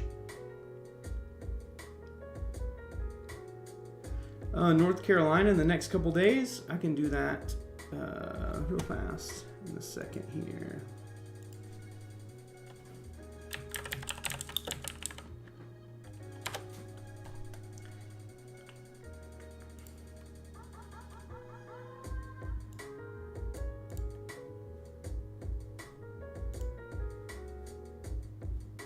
We'll check out North Carolina real fast. It's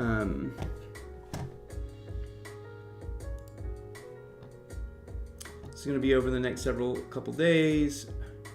Let's see. This is happening right now. This is 7 o'clock today. I mean, not, yeah, 7 p.m.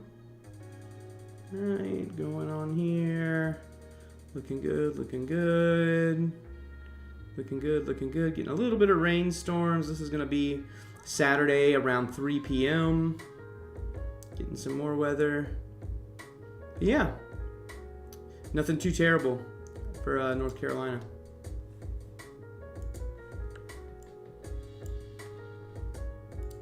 At least that's what the models say for now.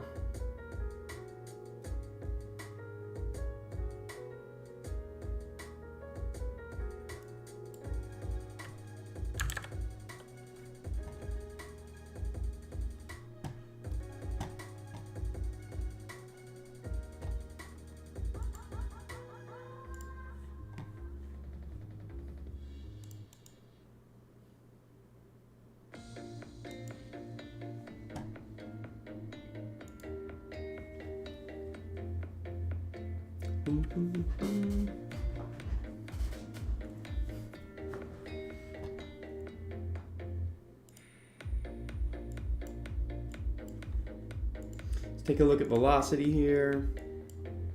Definitely a little area of circulation trying to get going there. Purple bands there allowing us not to see a lot of what's going on up there with this storm.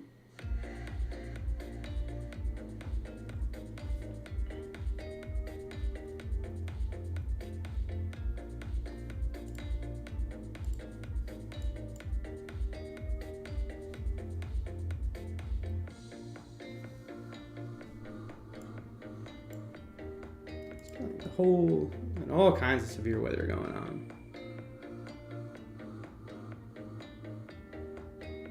Judy, glad to have you back.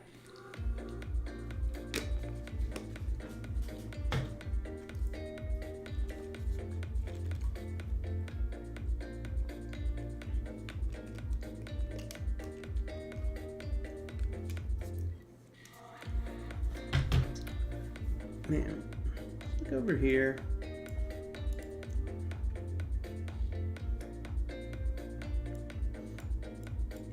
It's looking like a pretty textbook supercell there. Let's check it out on velocity. Not very strong rotation, but on reflectivity, got a nice little look to it. You got your little hook coming off here on the back.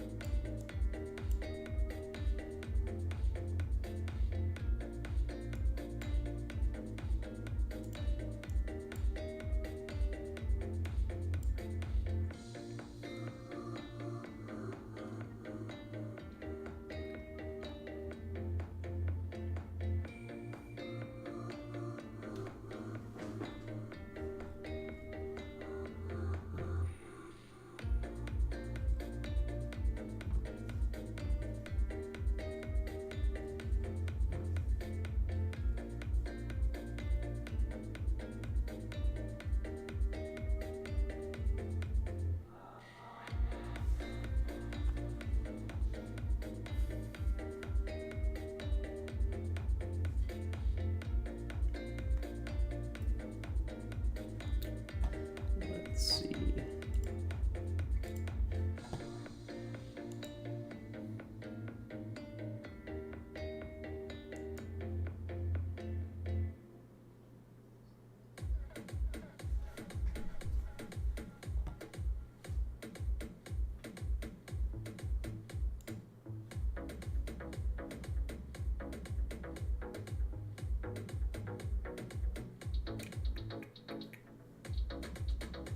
Not gonna lie, Joe makes some really good elevator type music beats.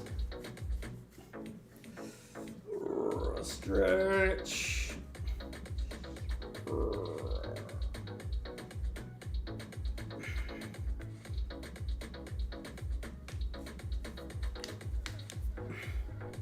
Yeah, so right out here front, is this what you're talking about, Judy?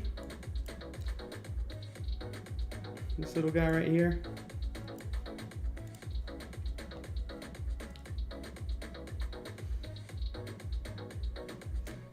See, if you look, this whole thing's spinning like a top, you know, almost very similar to like a hurricane. So yeah, as it was coming around like that, it's gonna start pulling those. So when that little stuff out there it gets close to that front line, will get sucked right into it. If it's farther out like that, sometimes this has enough wind push. It's just pushing it out in front of it. But when it gets too close like that, it gets gobbled up.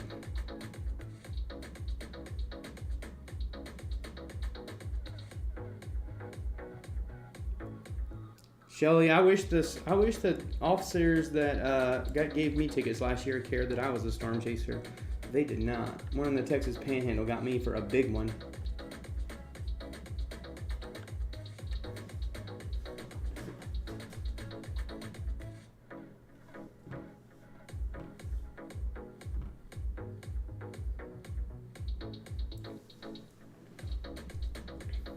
Can't wait till hurricane season? Yeah, that's because you're down there in the hurricane capital. I'll definitely be down there. I'll actually be going to New Orleans. We're leaving on a cruise in the second week of June with the family, a little summer family vacation, and we're going to be leaving out of New Orleans. And I have a good friend. I get tattooed down there in New Orleans as well. These last two, this one over here, the ones on the side on my ears, that one, and then that one over there. The tornado and cloud and lightning bolt, those both came from my dude down there in New Orleans.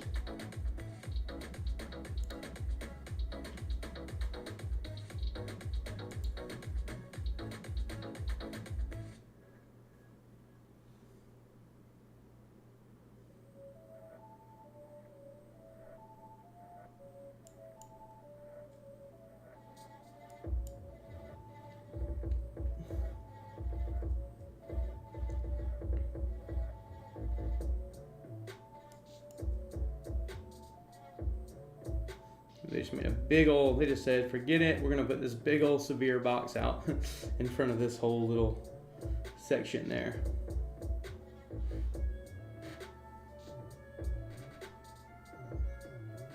Yeah, Jamie, I'll hit you up with him. His name's Kenny Rice. Let me tell you where he tattoos at. Hold on. I don't know the name of his shop, but I can tell you real fast.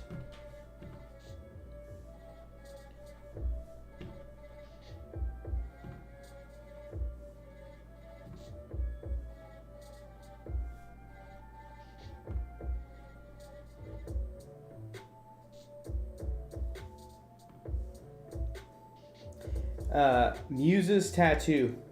It's off 1720 St. Charles Avenue. So that's where he is at. Highly recommend. I've known him for over 20 years now. Really good friend. Done a lot of tattoos for me. Check him out on Instagram. It's just Kenny Rice 74. Let's see. Yeah, just Kenny Rice 74.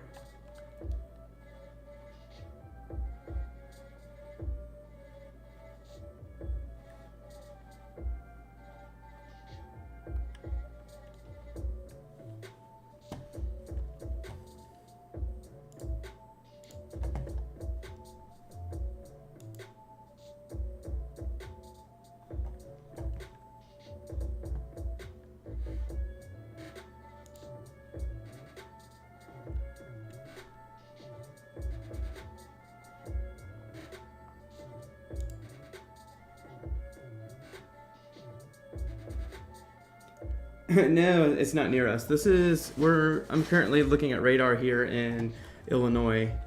We're good here in Oklahoma for today.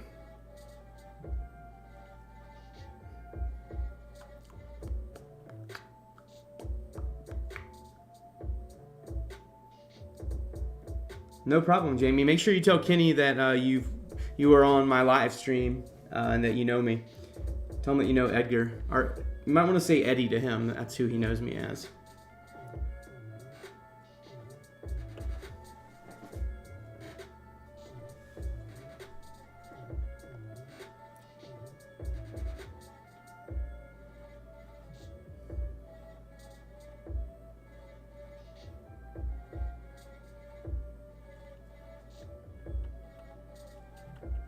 Oh yeah, no worries.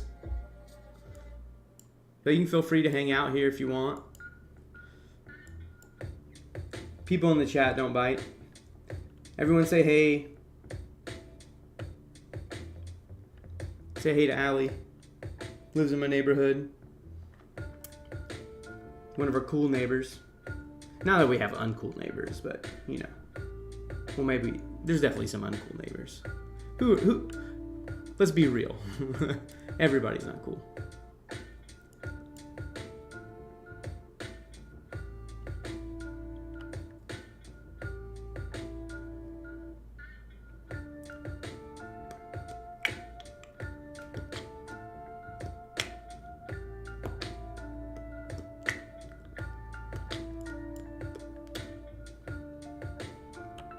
My head looks... I need to get powder for my head. Look at that, y'all. Shiny. Okay, Google. Turn off lights. Sorry, it looks like the 1910 isn't available right now. I hate you, Google. Does anyone verbally abuse their Googles or Alexas? Because I feel like I do all the time. Cool down's coming Saturday. Highs will be in the 50s here in central Oklahoma.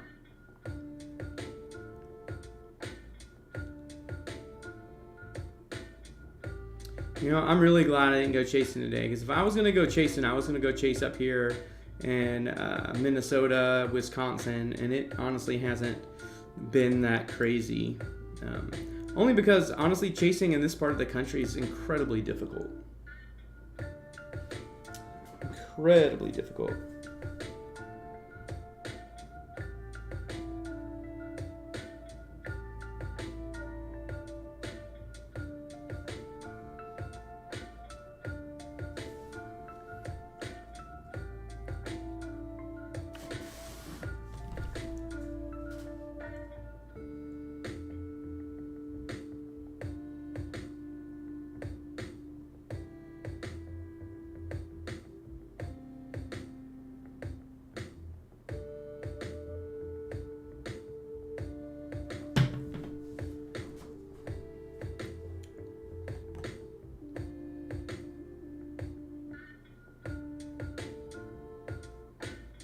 Oh, my bad, Mickey. I turned off all your lights. That's actually funny. I was on TikTok the other day doing some...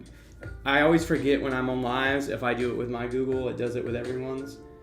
My bad. I just noticed my head was gleaming like a cube.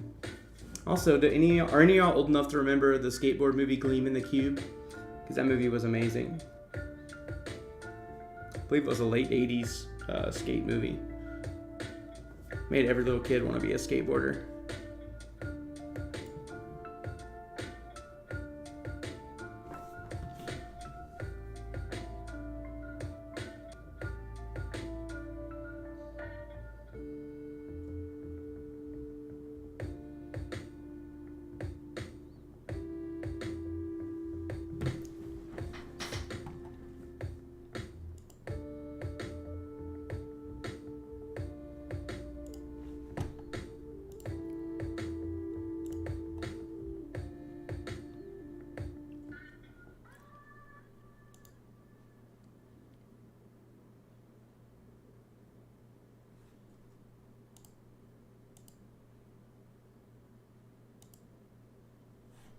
Have I ran out of music?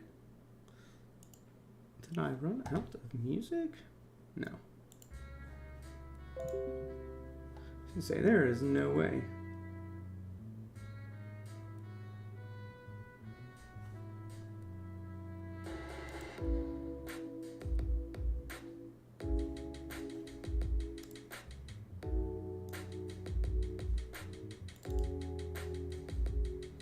You know, I'll just throw this on the stream real fast since there's an Amber Alert out, and why not help?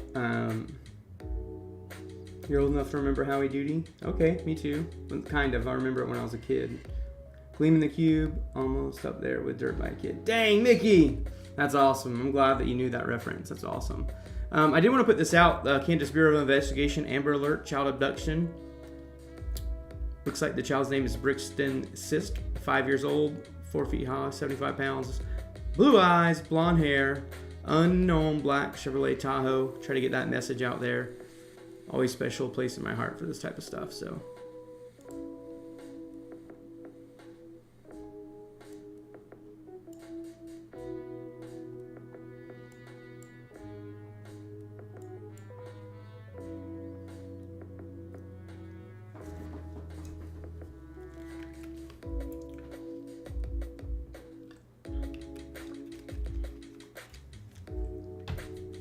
I remember going to see Gleam in the Cube with my cousins as a kid.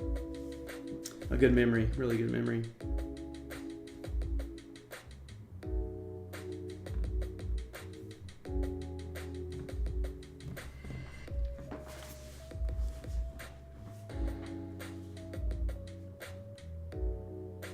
Oh wow, crazy, Bella.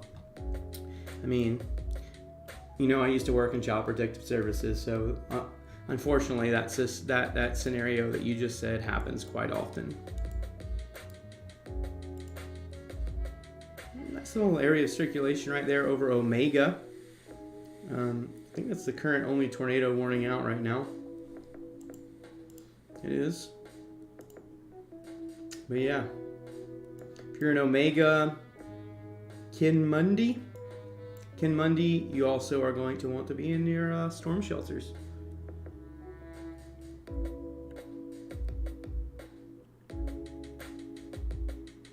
'1950s TV kid programming. There's some decent stuff back then.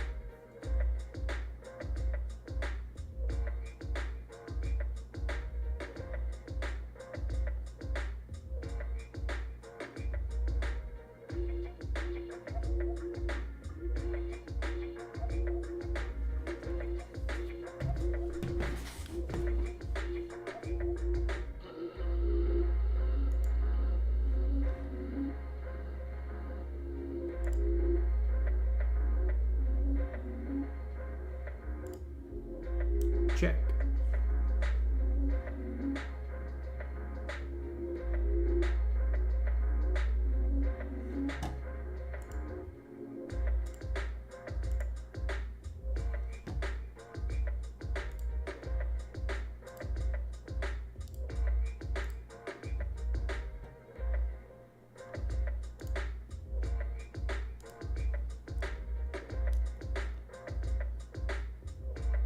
Started watching Doctor Who 50 years ago. Okay.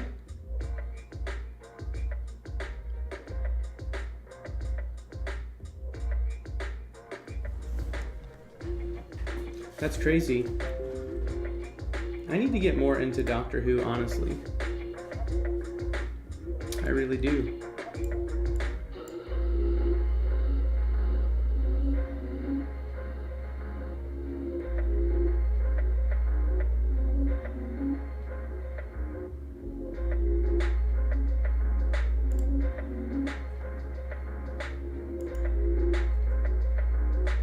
Is my camera frozen? Definitely is. Hold on.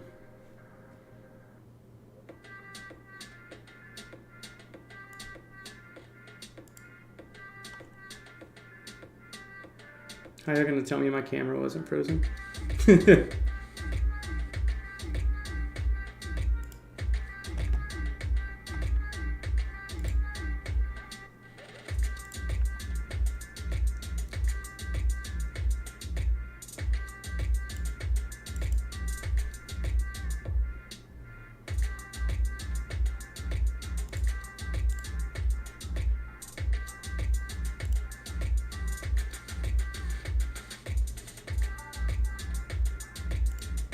All right, I'm back. There we go.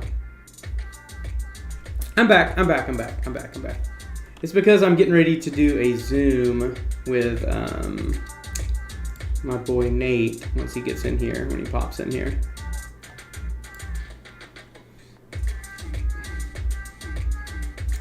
Yeah, I guess you're right. I mean, in all fairness, I probably could have definitely just been in the zone there.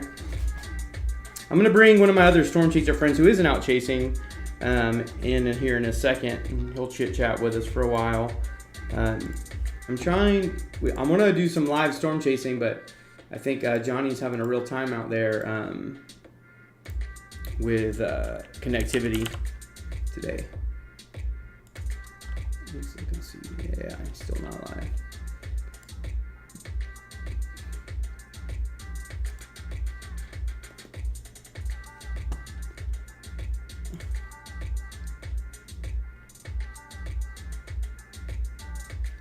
In the zone.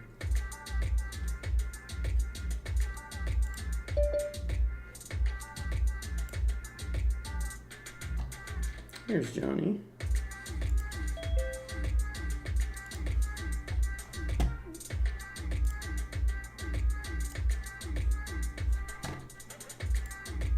Right, let's find you here. It's connected to audio. One second here, so I'm gonna try to.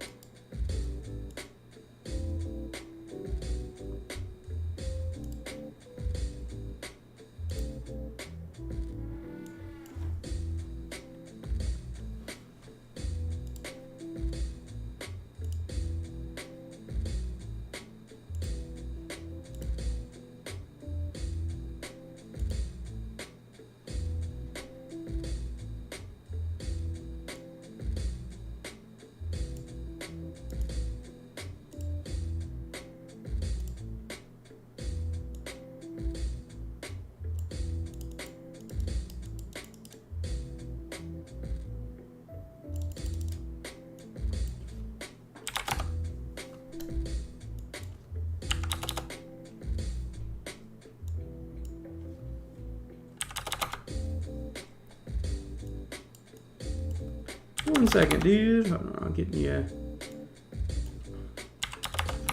Nate's about to drop in. Whoop. He was. What happened? Where'd you go? Oh.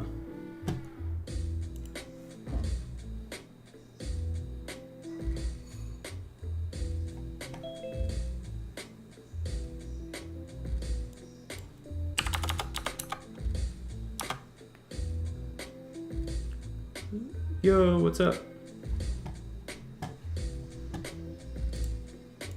What's up, dude? Can you hear me? Yo, yo, yo. Can you hear me? Look and see if you're muted. You might be muted.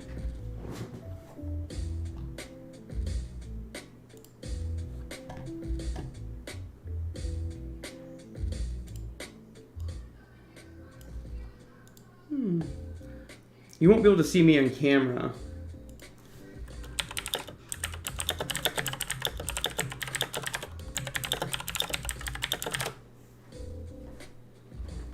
I can't hear you if you can hear me.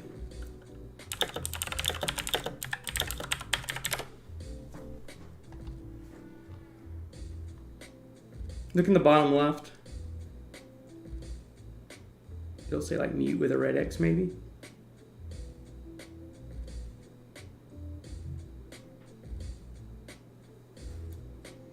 There we go. It says you're connecting with audio now. Hello? Can you hear me? I can hear you. What Okay, up? Pat, how you doing, man? Good. Hey, give me 1 second. I'm trying to get your video up here on screen in 1 second.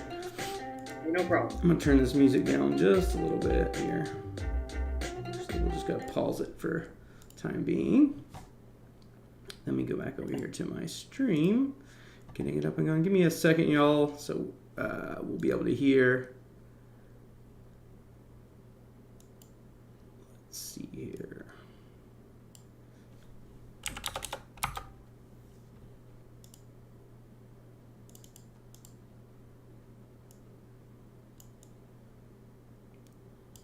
Right, let's see.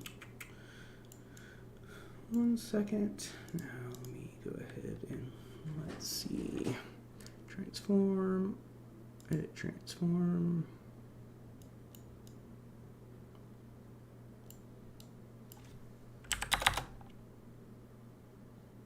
Oh, that's what it is. Never mind. Okay.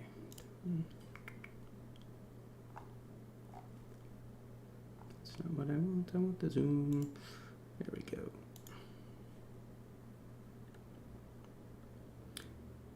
There we go.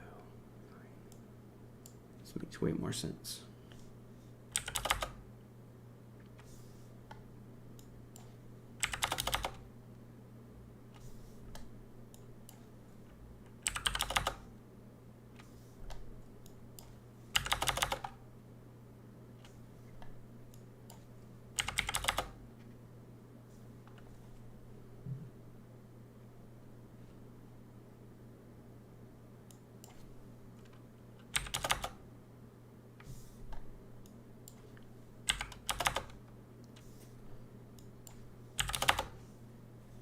Go. Do a little bit on the top.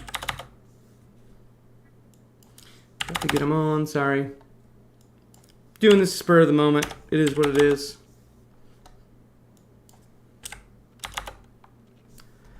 Whoops.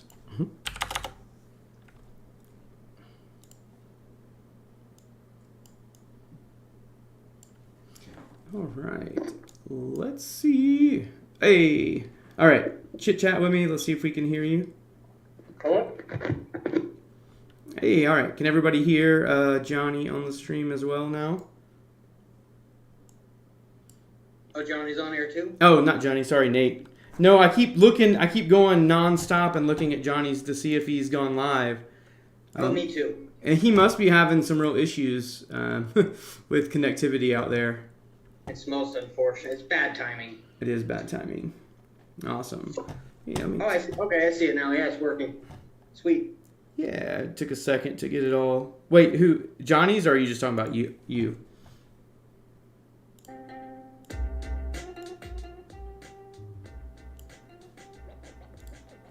I got a radar scope for the first time on my laptop, and I am having terrible trouble with it.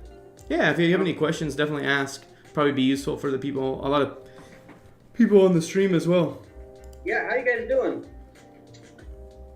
Everybody say hey to Nate. Nate's an awesome storm chaser. You're in wait, are you in Iowa? I'm in Illinois. Illinois. I always get all the I's mixed. Iowa, Illinois, and Indiana. I'm right on the Missouri-Illinois border. Like, the Mississippi River is like 12 blocks away from me. Okay, cool. So you did you get some storms? No, I'm a little more north. Okay. I'm in Quincy. Gotcha. Still this one tornado warning that's right here by Bible Grove and Okaloosa and Louisville. I was looking at that earlier. So my radar scope, obviously on my phone, is just fine, but when I'm looking at it on my laptop, it's literally showing no storms whatsoever in southern Minnesota. Oh no, I see what I'm doing. Okay, never mind. I figured it out. It's a little different setup for sure. I get now you get the I states mixed up. I get the M states mixed up. Well, not M states, like the northern states, like Wisconsin and Minnesota, Michigan. I kind of mix them. I was literally looking in the wrong state. And there's a big old hail core on this storm that is in southern Indiana by Lancaster and Duport. It's a big, got a nice little hail core on it. Curious, let's see. Oh yeah, wow. I see it. Probably dumping a lot of hail.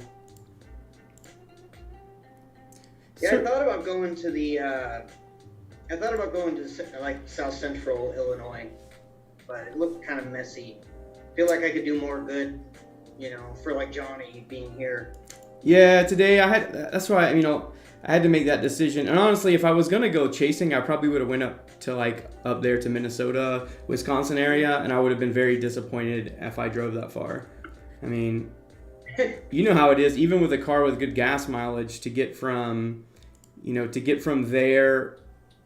to up there just is going to take like 2 days at least of 2 nights of hotels, gas. I mean, you're looking at like $1,000 to $1,200 easy on that trip.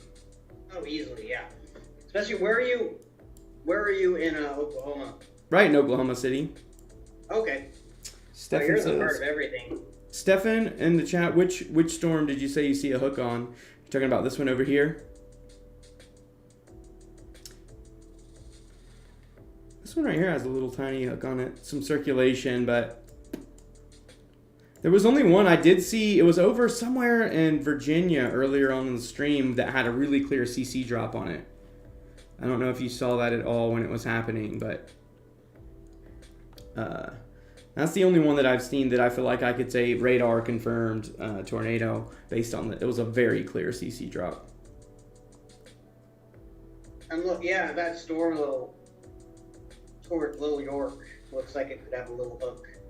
Where's that at? Where's Little York at? I don't know where that's at. It's in Indiana. Okay. Near where all those nice hail cores are. Oh, okay. Yeah, I see right here. Yeah, that one does. It's weird how like it's like in the process. But it looks like, was that a process of emerge? Yeah, it is. It's getting ready to be. It's getting completely sucked in by that storm in front of it. Oh yeah. But it does have. Let's look and see here. Stop it. Stop it. There we go. Yeah, I mean, there's a little bit of little tiny couplet of circulation in there. The circulation over on the storm that it's feeding into is much broad. Definitely got a very large Mezzo right there. And then 2 actually areas of circulation. I don't know if these are a little bit higher based storms. Maybe that's why they don't have any tornado warnings on them. Yeah, that's what I'm kind of thinking. So hard to tell, when you're not out there actually chasing.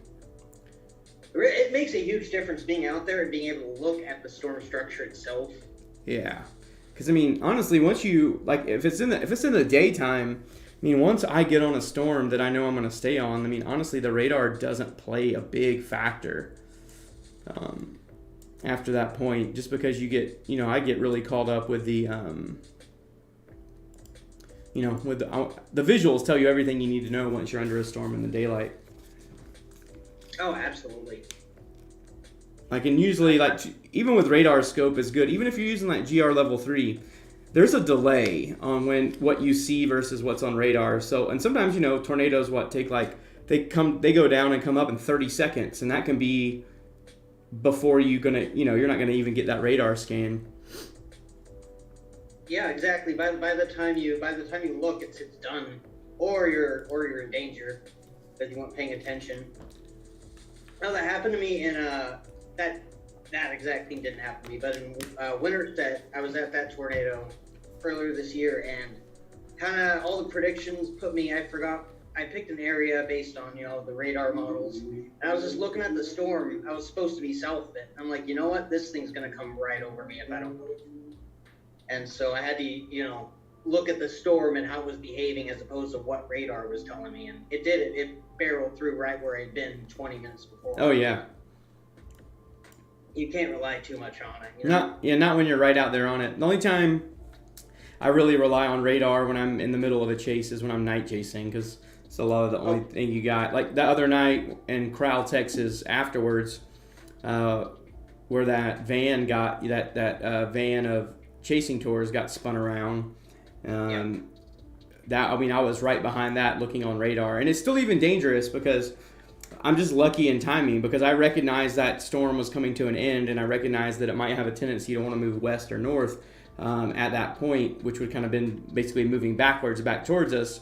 And luckily I saw a radar scan early enough seeing that and backed off and didn't end up being in the path like some of those other chasers were. Very scary situation, especially, we get really complacent and think, well, they're only going to move, tornadoes are only going to move in one direction, and that's so not true. Oh, yeah. It happens a lot with chasers who have also done it for such a long time. They grow really comfortable.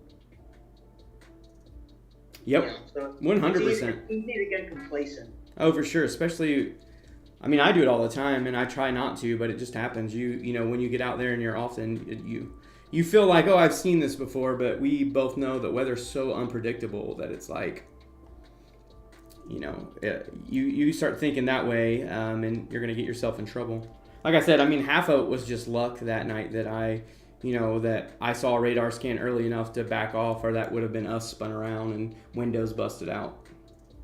Glad no one got hurt. Oh, yeah, for sure. That could have been really bad. Oh, hello, everybody. I see all your hellos. I appreciate it. How did Sioux Falls turn out, by the way? I didn't get a chance to watch that video yet. I was watching your live, but I didn't get to see the whole thing. It was cool. The first day, I liked the first day better, only because the first day I was out in front of the line of storm, so I got to see all that, and that was way cooler. And day 2, I decided I was literally hanging right inside of the storms, like literally hook slicing them all day long. And I should have been out in front, because then I could at least saw that, the big dust storm, the big haboob that went through, but I didn't get to see that, unfortunately, because I was riding inside of it. But that would have been the only cooler thing I could have done. I still had a lot of fun. Saw a bunch of funnels that day. Saw a little QLCS tornado the day before. But I had a lot of fun. Heck yeah. It was really fun on the stream. It's the first time I've done it on stream, to get out in front of when there's a big linear line of storms like that. I got out in front that first day and just let it run me over. It was a lot of fun. That was another great example of storms not behaving how you would expect them to. Like, I was watching those cells, and they were all just moving straight north. Yep. And then all of a sudden, when it took that easterly turn, when the bottom part of that line, because I was on the first part of it, those ones that were going north, and when those things started moving in the other direction, oh my gosh, the power of that thing. I told you and some other people, driving, if I show you up here, I'll show you all the distance that I drove. I basically drove from here down to right around here, north of Sioux Falls. And on that stretch of 29, I counted 15 flip semis, which was crazy. This whole system's rotating. Yes, it is, Cody. This whole system's rotating. This is a Mezzo Convective Vortex. So basically, this is a low pressure system that's moving through, and it's acting, overall very similar to the way that a tornado may work. I mean, a hurricane. Sorry, not a tornado. It's basically like a little bit of a smaller one, a little smaller. Feels like a little smaller hurricane, but you'll hear them referred to as like MCVs.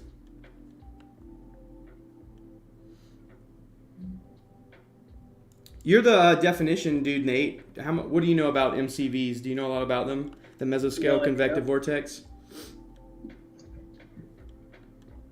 I do not know a lot about them, actually. Yeah, they're like, it's basically like an MCS that pulls winds into a circular pattern. So that's what this is right here. And like I said, it works similar to, the way you would think a hurricane. And earlier, especially when there was more of it out there, it looked way more like, even looks like, has that appearance of a tropical storm. Yeah, I mean, just looking at it on your live, you can see it. Oh yeah, for sure. It's got that, yeah. I think Johnny is, if I'm not mistaken, when I talked to him, he was heading towards like Rochester. So he was gonna chase in the southeastern part of the state. Okay, yeah, I'm gonna refresh the TikTok. No, still don't see him on there. Yeah, I sent him a text to try to see, but I haven't heard back yet. Yeah, and I understand how that is too when you're out chasing. Like people might be texting you, and even if it's about something like this, it's definitely your least of your worries. You're trying to get up on that storm at this point. Yeah, oh yeah. Especially Johnny. I mean, if he got a little bit of a late start, and I know when I get late starts, I'm usually just like probably going way over the speed limit, trying to get to where I'm going. It's interesting.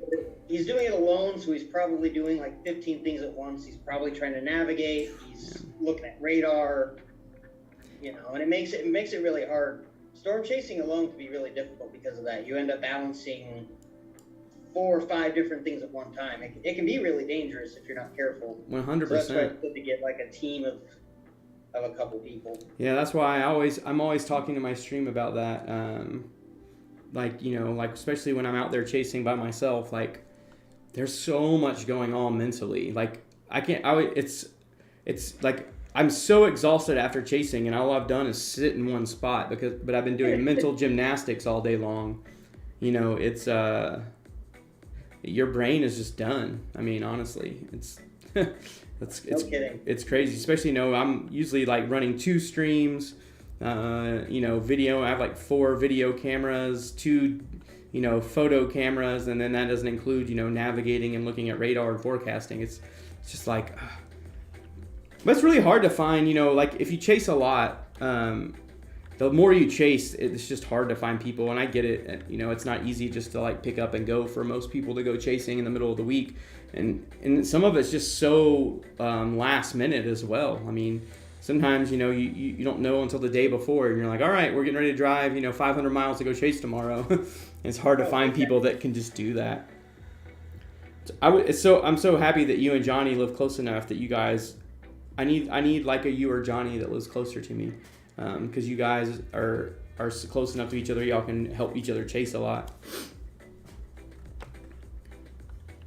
Yeah, it can be exceptionally difficult. I mean, I went years. I mean, I had people who were like, yeah, well, I'd be happy to go with you, but like you're talking about, they can't just pick up and drive 14 hours. No, yeah, I mean, it's hard to do that. You would think living in central Oklahoma. I barely know any. I know like my buddy Chad is really the only chaser around here that I know well. Really? Yeah. I mean, I don't know how much you've experienced of it, but sometimes the chaser community can be a tiny bit toxic. So I'm a little bit cautious of who I'll pick and align myself with. All you need to do is go get on. If you're curious about how toxic storm chasing can be, just go get on like storm chasing Twitter and read around for a little while.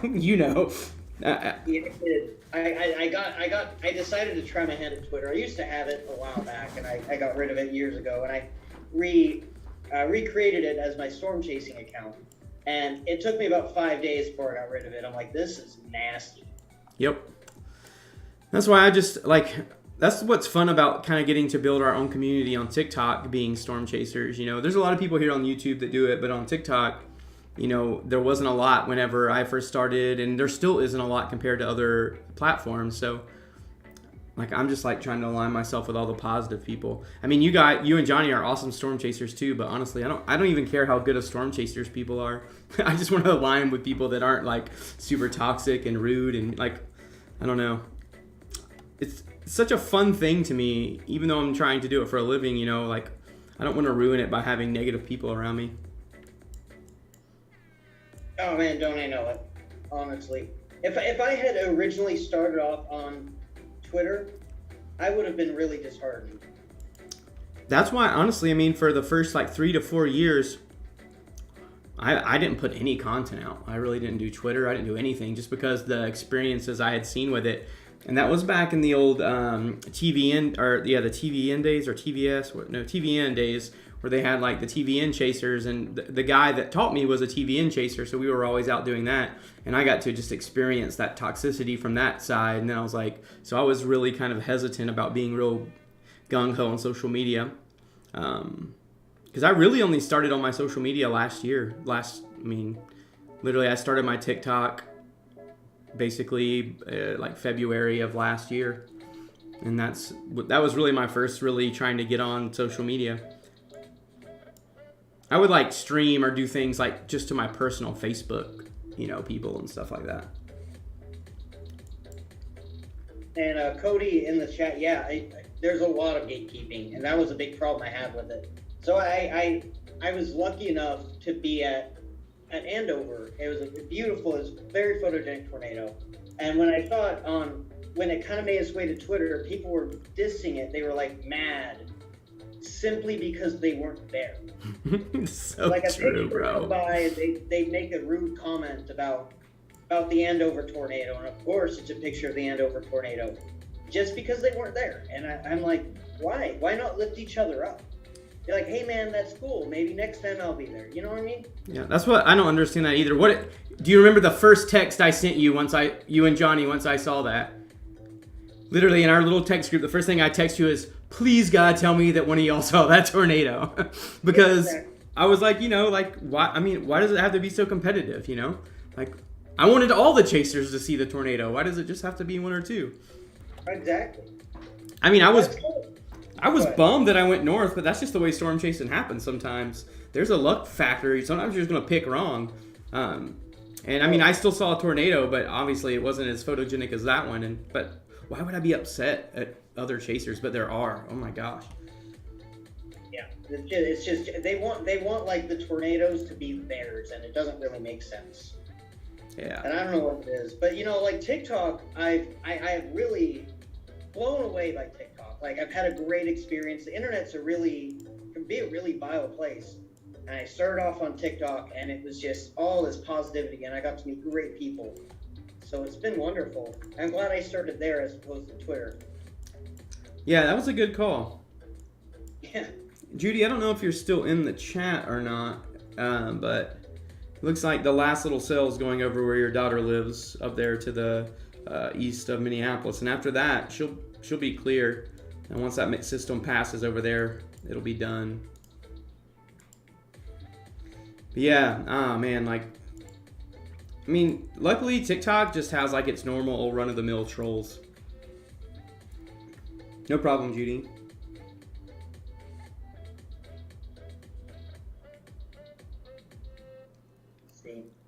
Just waiting for you to get Edgar's community. Yeah, I just want to keep growing. Like, I would rather my community grow at a small rate and it be full of a non-toxic community than to have it like blow up and it just be like, you know, half these super toxic people. So I am okay with the growth that I have. And like I said, I think all of us people like, you know, Johnny and you and, you know, my buddy Andrew, there's plenty of other storm chasers, Jason down in Texas. Like, they're all about positivity as well. So I'm like, we should just all like start teaming up and share fans, share subscribers. Because I don't want to, I tell you what I won't do. And if I do, I'll take it back. But like, if I ever suggest to my subscribers to a storm chaser that is, ends up being like toxic or something, I would take it back. But that's like the main criteria before I try to tell other people to follow someone. Like, are they a good person? Like, not saying they got to be perfect. I'm not acting like I'm like holier than thou. It's just I don't want that toxic stuff around. Oh, absolutely. And I feel like so I have a pretty young audience on TikTok, and so I feel like fostering, and they're like, a lot of them are like 14, 15, 16 years old, and they're not able to storm chase yet, but it's their dream. They tell me that all the time. And so I like to think that fostering that positivity, like building that younger community to be like safe, responsible, and positive storm chasers that build each other up. That's kind of what I like about TikTok, is it is kind of a younger community, so we're able to leave that impact on them. Yeah, 100%. There's definitely a lot of, I wouldn't say, I think I look at mine, like my main subscribers on TikTok are probably a little bit older than yours. Mine are like, I think my biggest category is like that 20 to 35 range. But I love that I have a lot of young people that come onto my TikTok, and I like to do the same thing like you're talking about. Yeah. You can definitely like instill some of that positivity right from the start. Oh, absolutely. Although they like DM me and they're like, "Oh man, I want to be a storm chaser someday," and I'm like, "Oh well." Yeah, I had that. Go ahead. No, I'm done. I was gonna say I had that come full circle when I was at the storm chasing summit in Oklahoma City earlier this year. There was like a 16-year-old girl that came up with her mom, and they were like real shy coming up to me, and like the mom came up to me and was like, "Hey, my daughter's a big fan," and I was like, "Oh yeah, tell her to come over here." And so we started talking, but yeah, she was like 17 or 16 or something like that, and was like already accepted into the OU School of Meteorology. They came all the way from Montana to come see me at the Storm Chaser Summit, which was kind of wild and blew my mind a little bit. But I just thought that was super cool that it was like a younger person that was like getting into it, and maybe that is super cool. Yeah, that was like the coolest thing I think that's happened to me. I've had people come find me on stream. I've had all that kind of stuff, but that young lady doing that was probably one of the coolest. And too, like, I'm all about promoting like storm chasing, in the female community as well. I feel like I love Girls Who Chase. That's an organization. I'm all about, because it kind of drove me nuts a little bit at the Storm Chaser convention. You could kind of see a little bit of the dudes, like whenever like Emily Sutton and Mulaney Metz got up there, you could just see them like irritated that a woman was up there. And so I don't know if the more female inspired storm chasers I can do, even better. I think that's super cool. Oh yeah, absolutely. That's so dumb that they would grumble and be irritated. Again, that just goes back to, it's just a jealousy. I think part of it is a jealousy thing. They probably were like, "Oh, Melanie Metz saw 35 tornadoes last year. She whooped all of y'all's butt." And how many tornadoes she saw. So I'm like, more power, right? Like, and then Emily Sutton got up there and she talked a little bit about how she was judged differently as a female storm chaser, because she was on the the Moore tornado in 2013. And when she saw it, she was like super excited, like, not like happy excited, but just like intensity, heavy. She wasn't being cool, calm, and collect. And here in Oklahoma City, she got like really like, people went after her for that reaction, saying that it was an overly emotional reaction, because she was a woman. Of course, that's what people thought. And then she was like pointing like, "Are you kidding me? The biggest storm chaser in the world is Reed Timmer. And if there's one thing that you can say about Reed is he's intense all the time. And he doesn't get that criticism like she does, that she did." And she pointed that out to the group at the Storm Chaser Summit. And I like literally, you like heard some people like make like these grumbly noises that they were mad that she said that. But I was like, but she's kind of right. I mean, like, so I don't know. But I think it's really cool to inspire any young people, but especially like, young people who maybe in the past might not have felt like they were welcome in the storm chasing community. And it looks like that system that's over St. Louis is really just kind of there's no severe warnings on it anymore. The ones that look more severe is these ones that are over north of Louisville, Kentucky. Over here, storm in Lexington. Then over here in Warsaw. I never realized how many towns in the United States were named after foreign places until I started looking at radar so much. Like Warsaw, like so many. And also a lot of places having the same names. Oh my gosh, yes. Like Jackson, Lexington. There's so many names. Salem, Austin. I mean, never end. Mount Vernon. Just for my little screen cap I'm looking at now, I'm naming places that is one of my favorite things about storm chasing is you go to these places and now sometimes it's a bust, sometimes you don't get to see anything cool.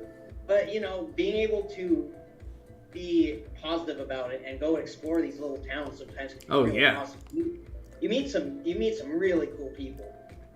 Even like when my buddy Jed chases with me and him always talk about it, just how cool it is to think about all the little towns that we've gotten to see from storm chasing. That no one else would. There's no reason to drive through a lot of these towns. I mean, you know how it is in some of these places. Some of these towns don't have any paved roads going into them still. So like you have to be very intentionally driving there. So you get to see all these cool little places that other people never get to see. I love that part about it.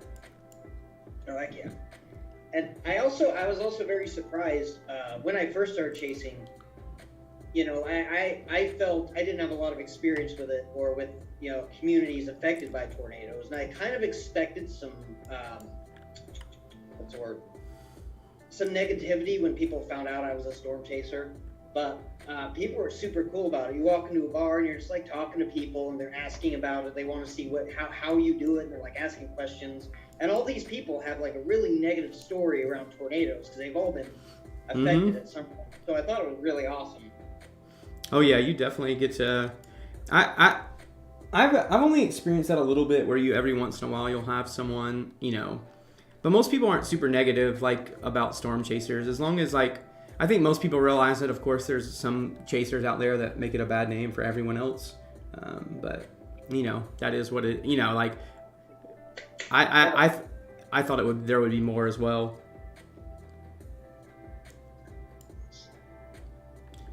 Just like what was it earlier down in when I was chasing down in Waco, Texas, Austin, Waco area, and I saw that tornado that day and was on live stream, and then I posted the TikTok of it.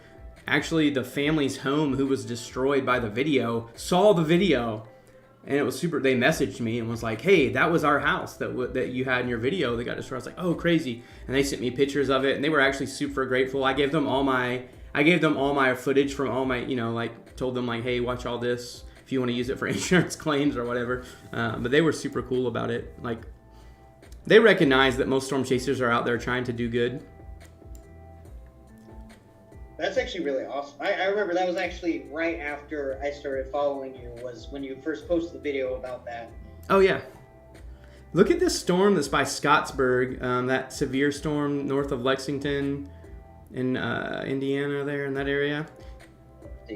I mean, actually, if you go back on some of the radar scans, I mean, it's not tornado warm, but it definitely has like a nice little area of circulation as it went over that Scottsburg area. Where is... I'm looking at Lexington. Is it trying to find Scottsburg? Just north of Louisville. It's the severe warning storm to the north of Louisville. Okay. Oh yeah.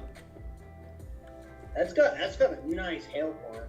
It does. Definitely has a lot of power. And then I was like watching the rotation of it as well. I mean, if you follow that rotation on that storm. It definitely had some tighter areas rotation. Just for fun, let's look at this correlation coefficient. Let's go load first. You're not really seeing anything on there.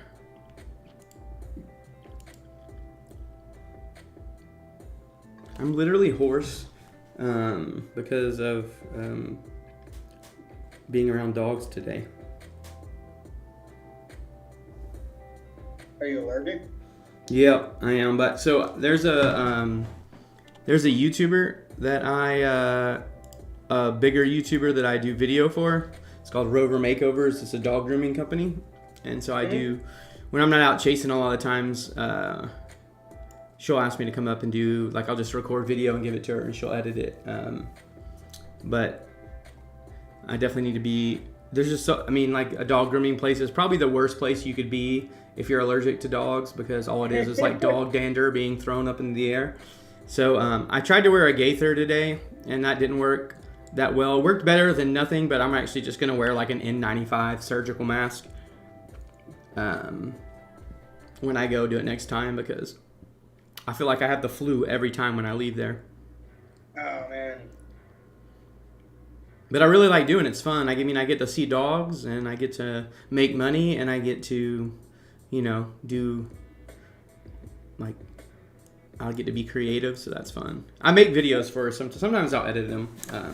But you should check it out if you're Rover's Makeovers on YouTube. Anybody that is interested, you should go check that channel. It's pretty big. I think she has to be approaching 1 million subs now. Getting pretty big, but it's crazy to me. So many people are into dog grooming on YouTube, man. Like, it's kind of wild. Like, dog groomers have really huge followings on it. So people really like to watch dogs get groomed.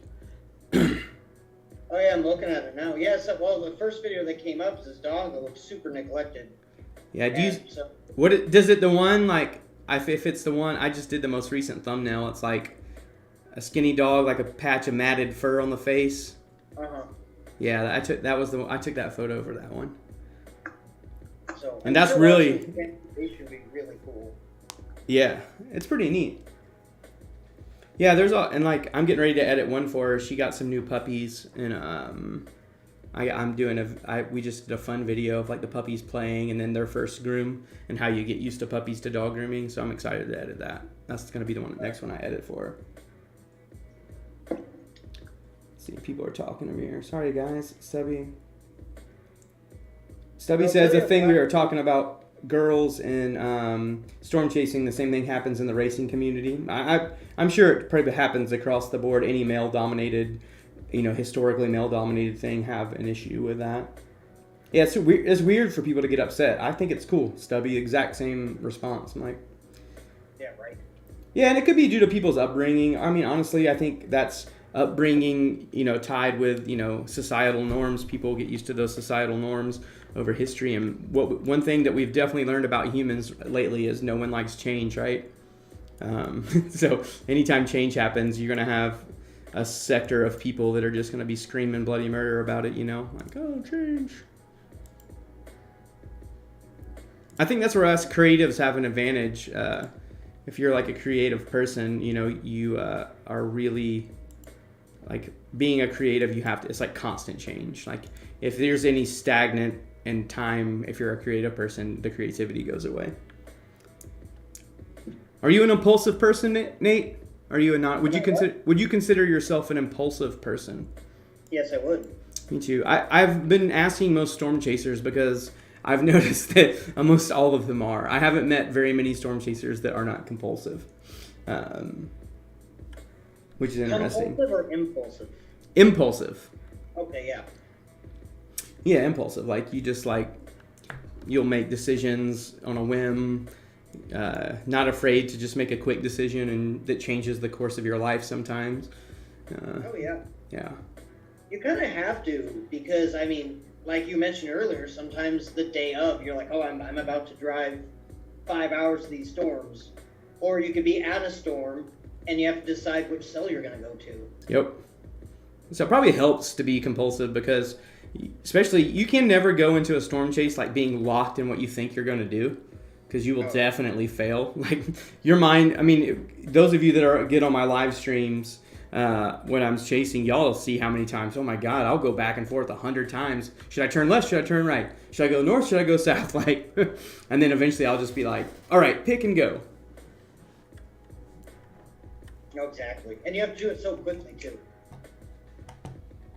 Jamie says she's the person that likes to have a plan. Yeah. I mean, I think we all have plans going into it.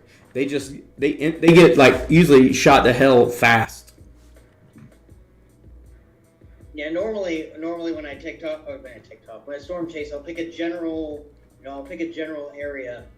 So I'll make a plan beforehand, and I'll kind of be like, I want to be in this part of the state, and then as the time approaches, it becomes more and more impulsive. Yeah. I can tell you, I'm glad I didn't go to Central Illinois because it just looks like a big rainy mess there. Yep. Or South Central Illinois. You know, there's been so many chases this year that kind of have turned out that way. Yeah. I know I, and Johnny were talking about that in our little text thread, the other day about I mean, there's been some good storms, but honestly, they all were in March and April. There hasn't been a lot of quality storms in May. No, there hasn't. There really has not, actually. Every time I get excited about a storm system coming in, it ends up kind of petering out or not being quite what I was hoping. Yep. I mean, and I feel like in general that happens a lot every chase year, but it does feel like the later part of the year that's happened a little bit more. But that's why I've learned, I mean, within reason, and if I have the ability, I'm going to go chase. Yep. Because that's the key. If anyone wants to know what's the key to seeing a lot of tornadoes, if you want to see a high volume, you just got to chase a lot. A lot. I mean, I've probably been... This year I haven't been quite as busy as I was last year, but we still got a ways to go. Probably up north, but... I mean, I've probably had 20, 25 chase days already this year. This has been a lot. Next year, I want to pace myself a little bit more. Oh my gosh, I went out guns a-blazing in March. I was like, marginal day, I'll go out. Marginal day, I'll drive 100 miles to go do that. And I just was in Dixie so much earlier on in the year. It kind of burnt me out. That's another reason I didn't want to chase over here. That whole first month of chasing in trees, I was just like, all right, I'm done. I don't want to chase with trees anymore. Where was that at? Just Mississippi, Alabama, Louisiana, Tennessee, that whole area. I chased so many times down there earlier in the year, and it's just, you're probably more used to it because you have more trees around you, right? You're not complete plains like we are. You're a hybrid, right? Yeah, I'd say so.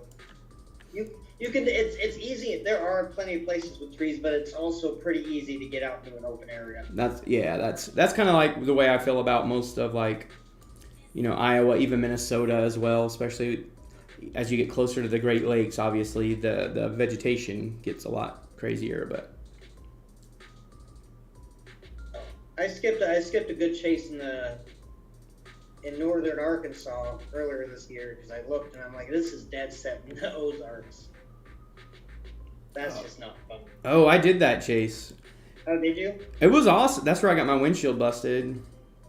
But it was cool. I will say the cool thing about it is I got some pictures that I probably would never have gotten before. Because, it was it's cool to see these big supercells around mountains and things like that. But yeah, it's not a very fun chase because you basically only see...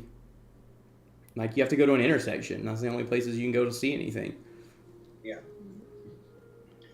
Well, that's another thing. Or I went to these. There's some storms just right outside in my backyard last week, and I didn't expect any tornadoes. It was nothing like that. But I wasn't gonna say no because they were 20 minutes away, and but I ended up going out there anyways, and I just saw some really cool storm formations and got some really sweet pictures, so sometimes it's just worth going out.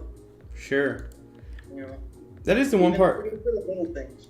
That is the part I like about chasing in early March. There's not very many storm chasers out, so you and it's not usually as intense, so it's just way more laid back and relaxed, and it's really fun to not have to factor in chaser convergence, just because. That can get crazy. The Corral, Texas, anywhere. I hope we have one more good Southern Plains chase that you and Johnny can come down and do, because it is on a different level down here in Oklahoma and Texas. That chaser convergence, it gets crazy. I'm just talking about miles of headlights. It is crazy. cow. Yeah, it is insane because so many people around here chase. That's wild. I've not seen that. Any update on the TikTok? I don't know. He hasn't responded to us in text either.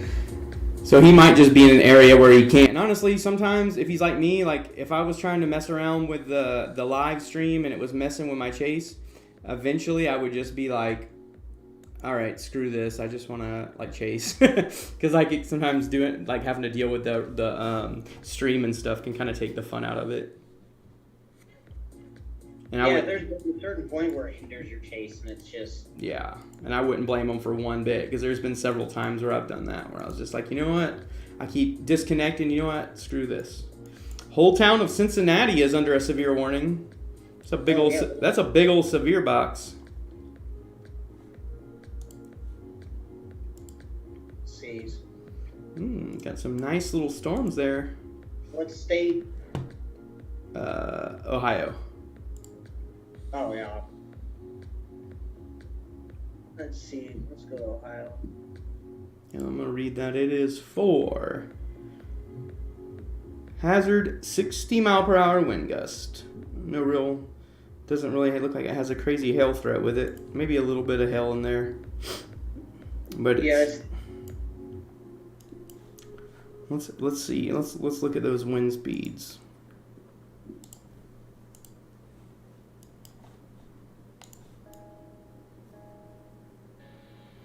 Yep, sure enough. 62, 64, 65. Especially if you're in the Lawrenceburg or the Rising Sun area. And it's getting ready to come right through Cincinnati. 60 mile per hour winds will definitely do some damage. Oh, yeah, I see it. It's a big old one. Yeah, no, I'm hoping we can get down south for a good storm system. I've had a lot of car issues, so I kind of rely on him being able to pick me up, unfortunately. Well, if it was down here, that would kind of be on his way. Yeah. So here we go. I can look at this. We can look out. I'll look out here at. Let's look at the GFS model real fast. Edgar, on radar scope on Windows, how do you split the screen? You have to have the Pro version. Oh, gotcha. Yeah, that's one of the things they make you pay for. So there we go. We'll look at the 500 millibar wind speed here on the GFS.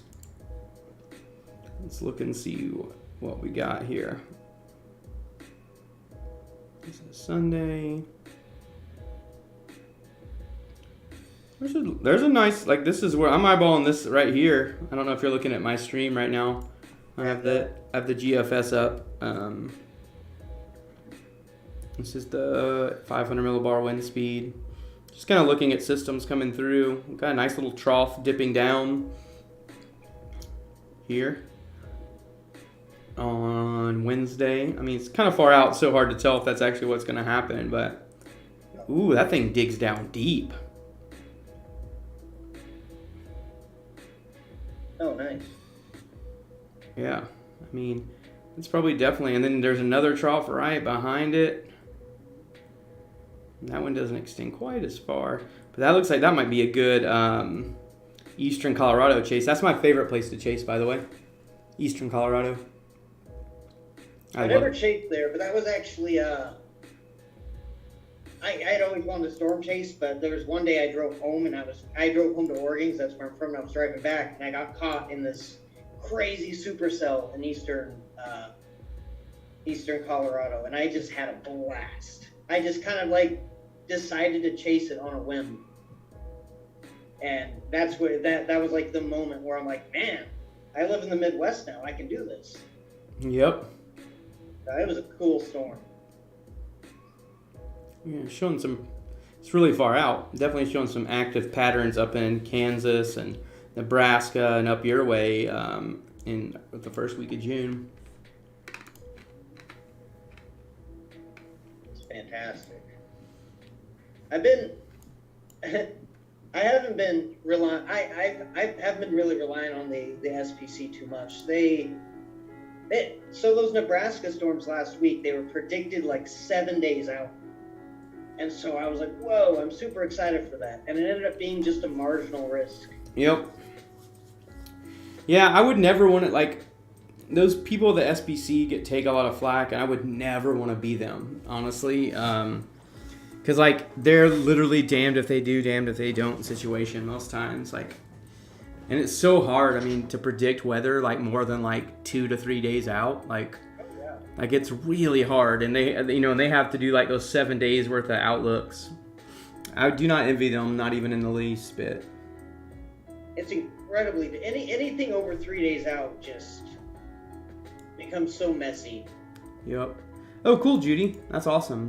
Your Oh, sweet. Your son lives in East Denver. Yeah, that's my my one friend that I'm forming my little chase group with lives in Boulder, so he's over in that area.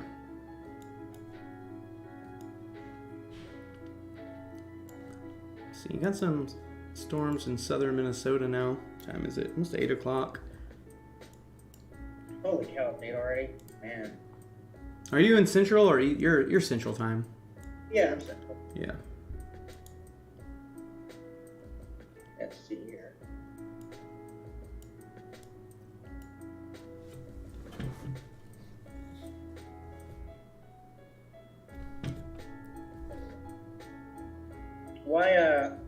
Why is Eastern Colorado your favorite place to chase? Superstition, because I've seen a lot of tornadoes there.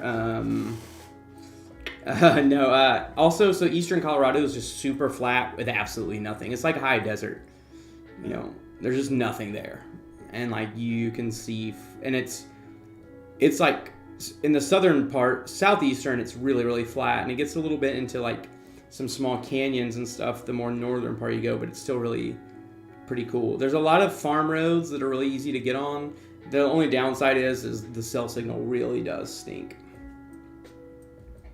Oh yeah, when I was driving through for that one trip I was telling you about, I didn't have service the whole time, and my map took me down farm roads.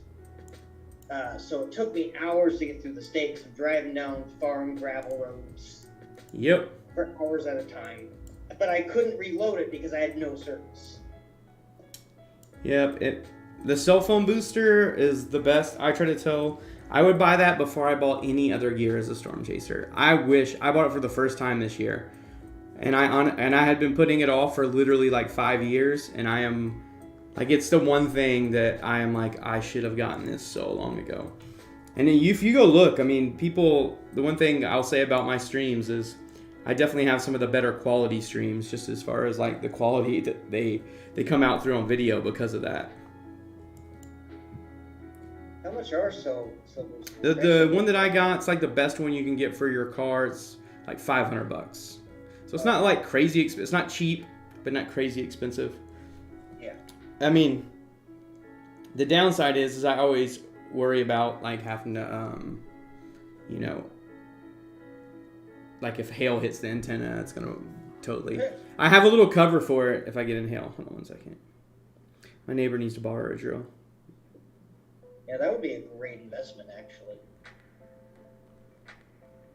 That might be in the future chase kit. Yeah, if you look, I think I have it on my like Amazon influencer list in my link tree. I have the one that I use in there. If you want to see which one I got, I did extensive research, and really the Wii Boost ones are really the ones that work. There's a lot out there that I was worried because there are a lot out there that claim that they work and they didn't. But as soon as I got mine, I really did. I went out in the middle of rural Oklahoma. I got out a little thing that tested, like I got an app that tested my cell phone signal. And it's not going to give you signal where there's none. The idea of them is if there's any signal, it can boost it by 2 bars.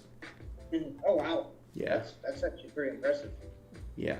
The only times I've had issues this year with my streams, I've come to find out it was mainly because I was using hotspots, and like even though I have unlimited data, they start throttling your hotspots after a certain amount of data, which is kind of a bummer.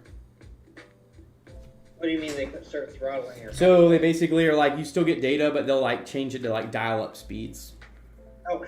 So it doesn't like work at all for a stream. And if you're trying to stream on like YouTube or TikTok with that, they're just gonna boot you eventually.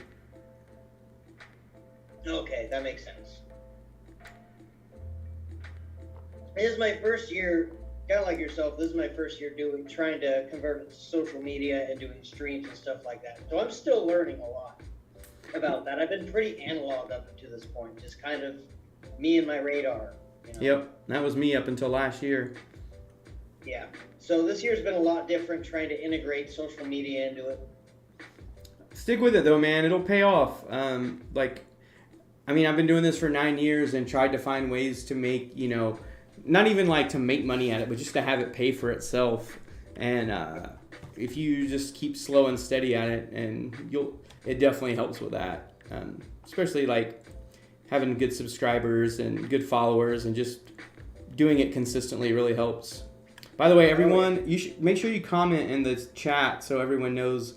Comment your TikTok in there so anybody that views this later on as well can see your stuff. I do like that about YouTube, is because when your streams are done, they just automatically go on your page, which is nice. And I make mine so that you can see the chat as well when you rewatch them. Here, I'll put my handle in there. Yeah. Y'all should definitely go make sure you give them a follow for sure. And so I'm really active on TikTok. I have started a YouTube, but I haven't done anything with it yet because I haven't figured out how to convert what I do on TikTok yet to YouTube. I have ideas in my mind, but I just haven't sat down and done it. Just wait for that. Yeah, so I'm pretty active on TikTok though. So I at least post once a day, or try to. Oh yeah. Did you put your handle in the chat? I guess I don't think I've seen it yet. Yes, it is. Chat on Streamlabs is a little delayed sometimes. Let me refresh it. Refresh chat. It's just lagging behind. That was a big part of inspiration for my TikTok. When I first started, man, it's like the information was so hard to find. Oh yeah. It's either meteorologists explaining it in a way that like someone who hasn't studied meteorology can't really understand it without going down like a rabbit hole. It's either that 100%. or no one's explaining it at all. I'm like, man, this information needs to just be a little easier. I shouldn't have to do extensive research on what a cap is. Yep. It was definitely not easy to find in the beginning. And I love it because now too, like I can tell, because you get, like as a streamer, I get asked a lot, that kind of stuff. And it's nice that I can tell them to go to your page now. For those of y'all that don't know, Nate does basically a tons of series on just what the terminology of storm chasers and storm chasing, which is really helpful. Because also storm chasers have some really weird slang and some different stuff like that can be very confusing to understand. All right. Hey, Nate, do you mind talking to the chat for 1 second? My neighbor needs to borrow a drill, and I'm going to go give it to him real fast. Yeah, no problem. All right, cool, yeah. All right, I'll be right back, everybody. Nate's, Savannah just said it's like storm chasing for dummies. That's exactly what you're doing. You should make that book if it hasn't been made, Nate. You probably could make a lot of money. I love it. That's exactly what it's like. Yeah. Yeah, just totally give me a all I want is a shout out in the back of the book that was like, Edgar told me to make it. And actually you can say Edgar told me to say it because his mod Savannah told him to say it. Storm chasing for dummies. That would actually be really cool. All right, I'll be right back. Okay. DRB. Oh, that's fantastic. Storm chasing for dummies. I love it. I'm going to run with it. You guys inspired me. Giving me new goals to strive towards. Thank you. No, really, I would spend, I would want to know something simple. And some of my videos are like 30 seconds long explaining something, but I had to pull this information from 10 different sources over a couple weeks' time. And it's just ridiculous. Oh, it hasn't? Here. Maybe it needs to refresh. I'll try putting it in again. Here.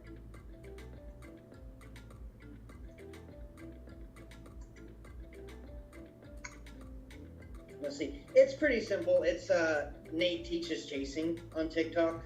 No spaces, underscores, and anything like that. That's pretty easy to find. Yeah, I am about to write an ebook on this. You guys have. I've been looking for a way to, like Edgar was saying, kind of be able to fund my storm chasing. So this is it. It's my get rich quick scheme. Thank you. It's all in the bag now. You guys are great. Let's see what's the weather doing here. I know you guys can't actually see what I'm looking at. Still waiting to hear back from our friend Johnny.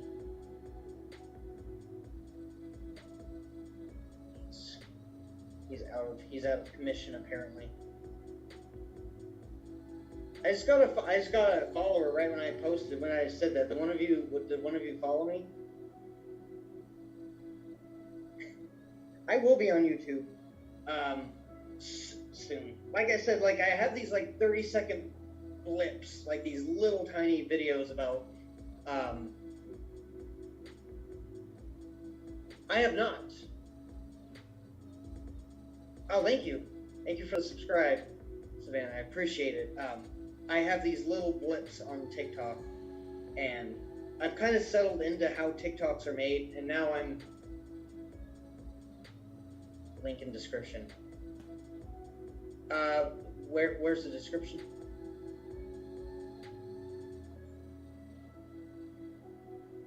I would love to join.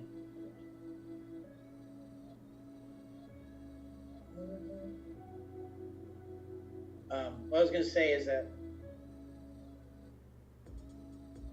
it's on, like literally on fire. Or you talk about like it's in some storms.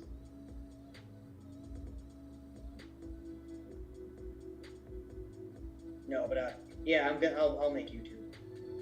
I just need to figure out how to, because I can't really make 30-second YouTube videos, and it's more challenging too. Oh, there we go. Now I got it. Now I got the link. I'd love to join. Hold on, let me do this real quick.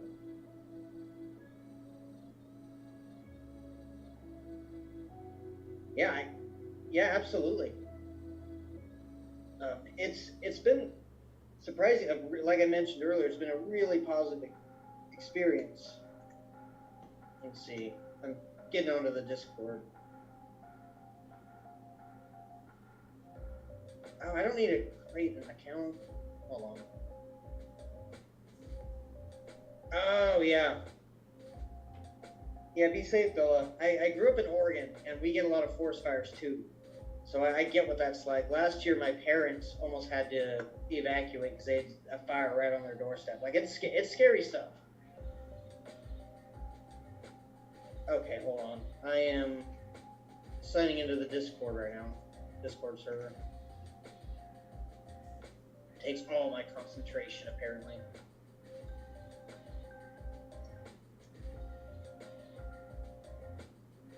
Okay. Logging in.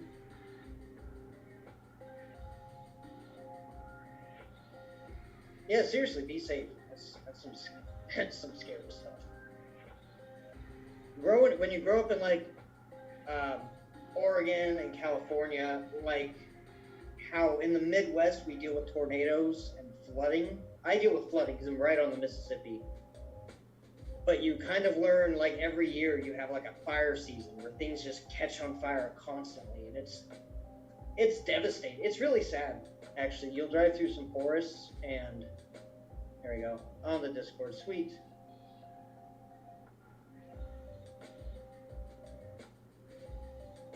I haven't used much Discord in my time. I'm still learning about it. It's kind of a this year thing, to be honest.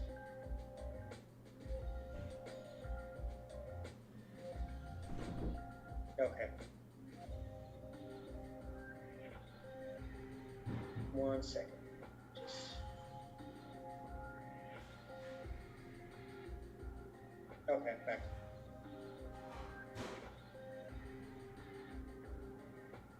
I'm Droop. it's a nickname. I forgot that was my name. It's a nickname from a while back. Cause I used to have droopy eyes like I was really high all the time, even though I wasn't. So people called it the Droop. That's awful. It's those type. Hello, Weston. Those type of situations, Judy, are scary because like you feel helpless. I guess with any natural disaster you do, but fires, you just slowly watch it roll towards you, and you can't do anything. It's scary. My roles are set. What are again? I'm a little new to Discord. What are roles? So like, oh, okay, I'm in the beginning. Oh, here we go. I'm figuring out. Jump to present. There we go. I'm in set. Weston, I'm doing great. Right now we're Edgar stepped away for a moment. I'm back. I'm back. Edgar's come back. But I'm doing great. We're waiting for our friend Johnny. He's on some storms. He's trying to do a live feed on TikTok, and I'm gonna help him navigate and moderate. I was supposed to be with him, but it didn't work out. But I'm doing great. Yeah, did Johnny respond? Not yet. I have not heard back from him. But I'm on Discord now, so we're all set. Oh, sweet. You're on our Discord? Cool. Yeah. Heck yeah. Savannah's coming up. Oh, yeah. Thanks, Savannah. I got some chicken nuggets while I was out, too. My wife made them, so. Yeah, Judy, that was something that surprised me about moving to the Midwest. So you go camping, and the first time I went camping with friends, they just left a fire going. They just went to bed with the fire going, and I was like, what in the world is going on? Because that is like the biggest no-no in Oregon and California, because you will start a fire. You will almost definitely start a fire if you do that. Chicken nuggets sound awesome, Edgar. They are.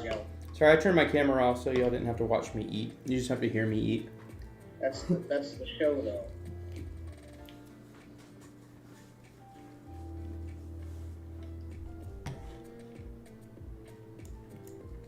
I feel like this storm system's kind of died out.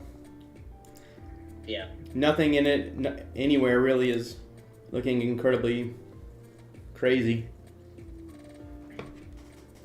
I feel pretty good about not going out today now. Yeah, for me, I mean, it was only like a 5.5 hour drive. That's pretty doable. But for you, I feel like it's a really long drive. That wouldn't have been worth it. Like 14 hours. Jeez. Which I drive like that often, but if there would have been like multiple days up there, I would have. Oh yeah, absolutely. If you give it like a multi-day storm system, then heck yeah. But yeah, for these ones, they're kind of petering out, and I haven't seen any tornado warnings in a long time. When they first popped up, there was some in Minnesota, but nothing since then. My dipping sauce for tonight, Savannah, was Polynesian sauce. And I'm done. I can eat really fast. I'm used to scarfing stuff down in my car storm chasing. Yeah. You gotta go. Gotta rush. I guess I'm definitely when I'm stormed. I'm like I gotta go. Like minimal stops. I have to get where I'm going. Oh, me too.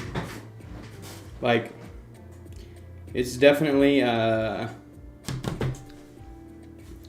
it's definitely like, that's the other thing when I bring ride-alongs. It's really hard for me to not get frustrated because I've like literally mastered the art of holding it, knowing when to drink water, when not to drink water. Because the worst thing you want to do is be on a tornado and like have to go to the bathroom.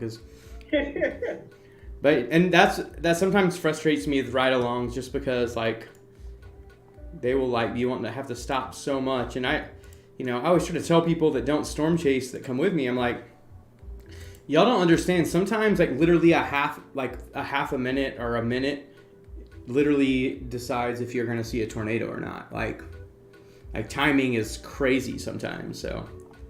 Oh yeah, like you said, there's sometimes 30 seconds. Yeah, I mean like that means a lot. So. Yeah. I see the TVS on your radar there. Yeah, I've seen that up. Are you talking about the one up north here? Uh-huh. You know what's crazy, man? Is like I don't even pay attention to those anymore.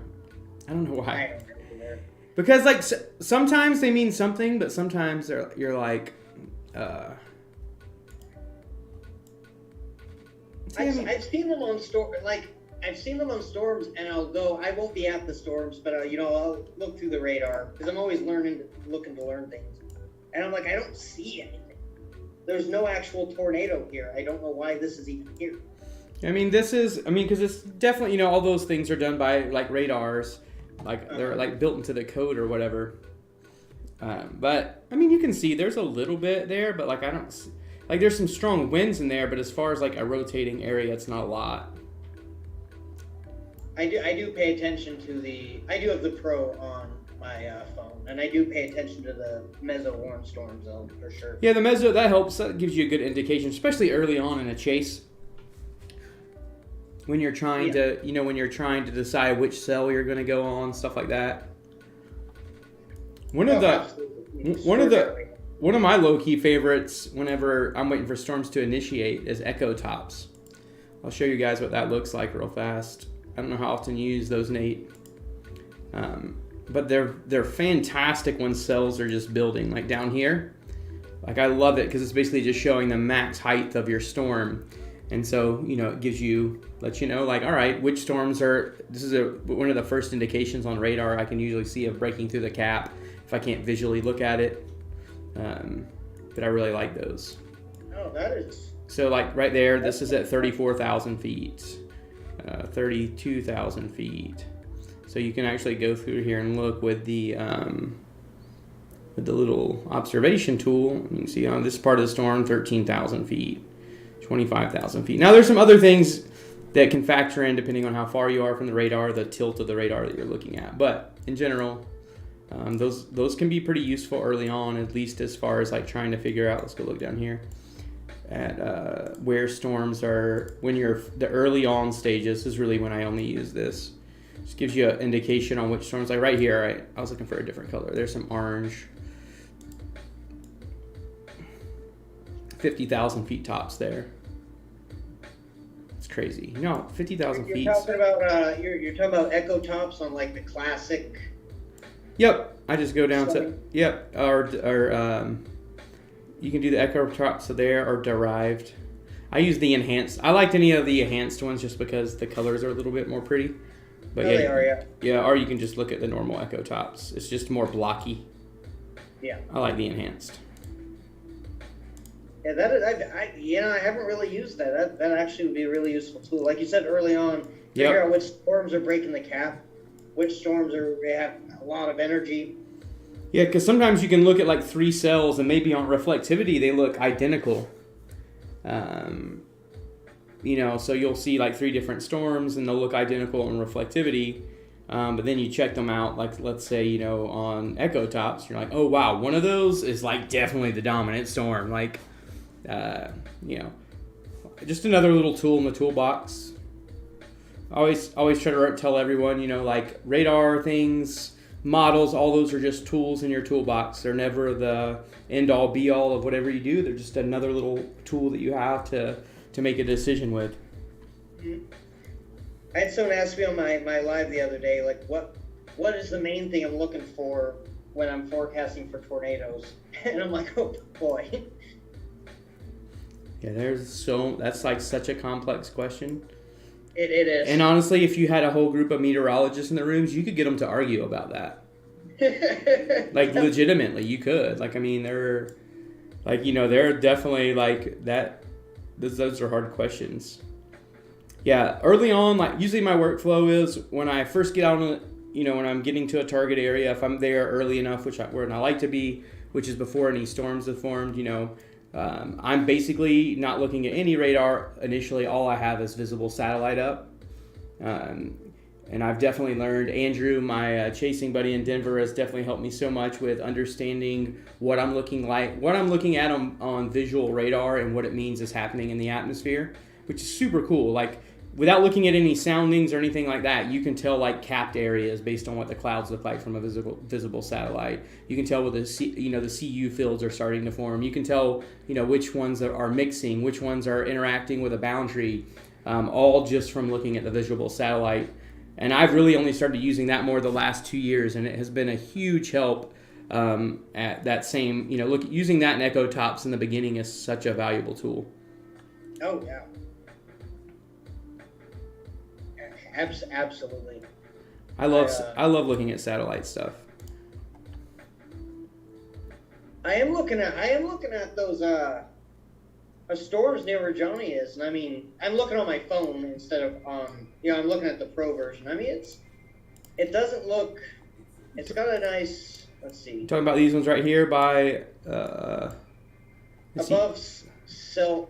Seldonia, over like La Crosse.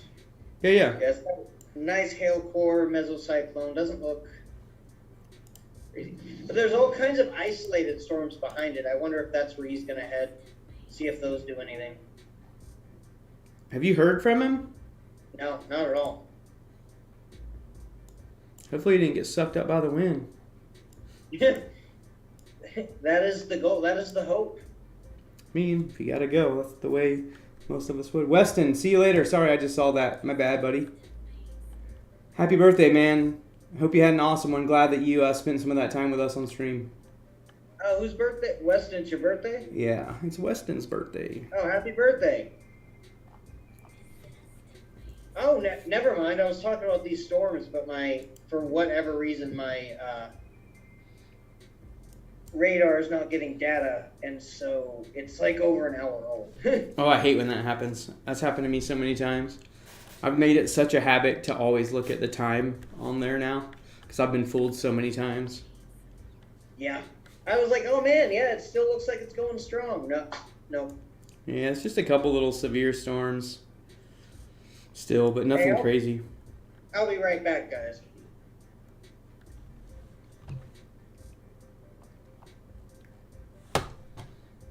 So, okay, Google, make it cooler downstairs.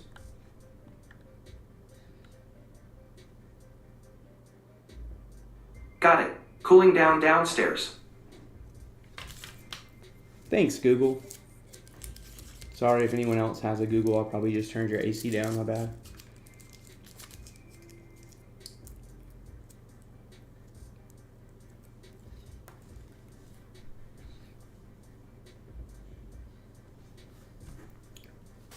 It's warm.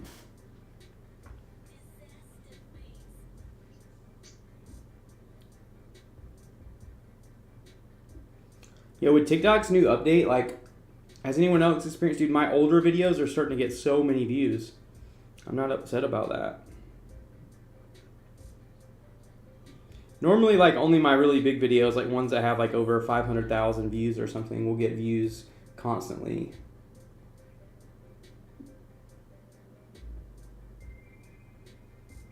Cody says, joke's on you, I'm not that fancy.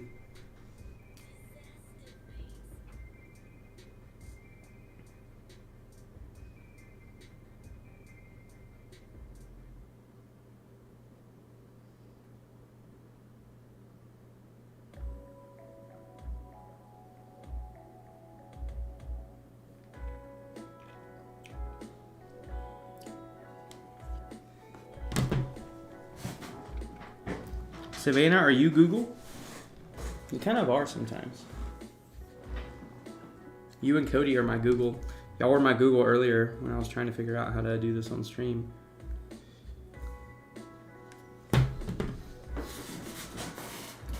Cody's internet died, he said.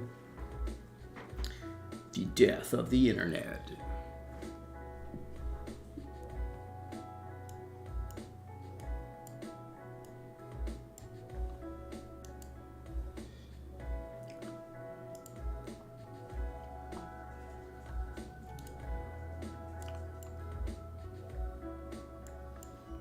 Cincinnati's definitely getting some rain, that's for sure. Oh, thanks, Stubby.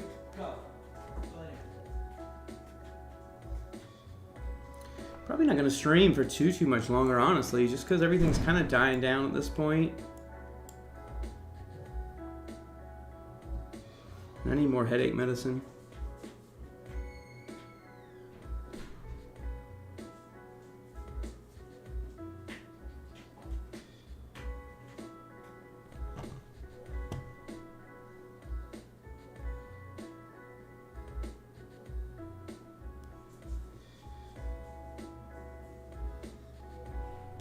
Weston, that's a weird question. But now I'm invested. Savannah, do you wear your seatbelt? He's trying to get.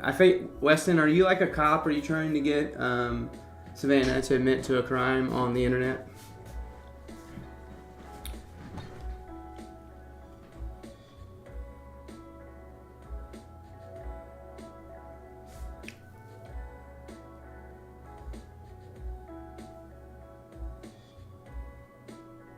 Pain aid,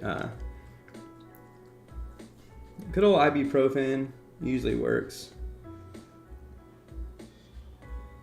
Weston's over here, like, Weston's the same person, it's probably the same person that asks me how fast I'm going whenever I'm out chasing to try to catch me, and like, just so you know, if y'all ever ask me that question while I'm out chasing, the answer will just be the speed limit.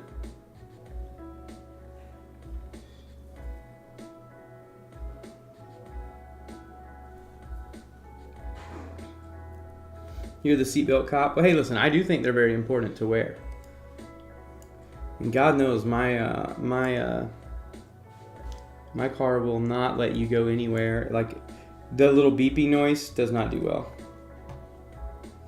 Weston, are you really? I don't feel like you're really a cop. And a speed cop. I mean, listen. What speed am I driving? I'm driving at a safe speed. Alright, Weston. Catch you later, homie. Your identity's been blown on here now. We've discovered that Weston's an undercover cop. I'm just kidding. Oh. Uh-oh. that would be funny if he was. Yeah. Weston, are you secretly that cop that gave me a ticket in Texas last year? That was rough. I got pulled over only once this year, but I didn't get a ticket. I think you guys I told you guys it was in Oklahoma, and he literally was going to write me a ticket for having a broken windshield and speeding in a speed trap. And then he went back to get all my stuff, and his printer ran out of ink in his car, and he couldn't give me a ticket. And he was like, you better thank my printer, boy, or son, or whatever. I was like, thank you, printer.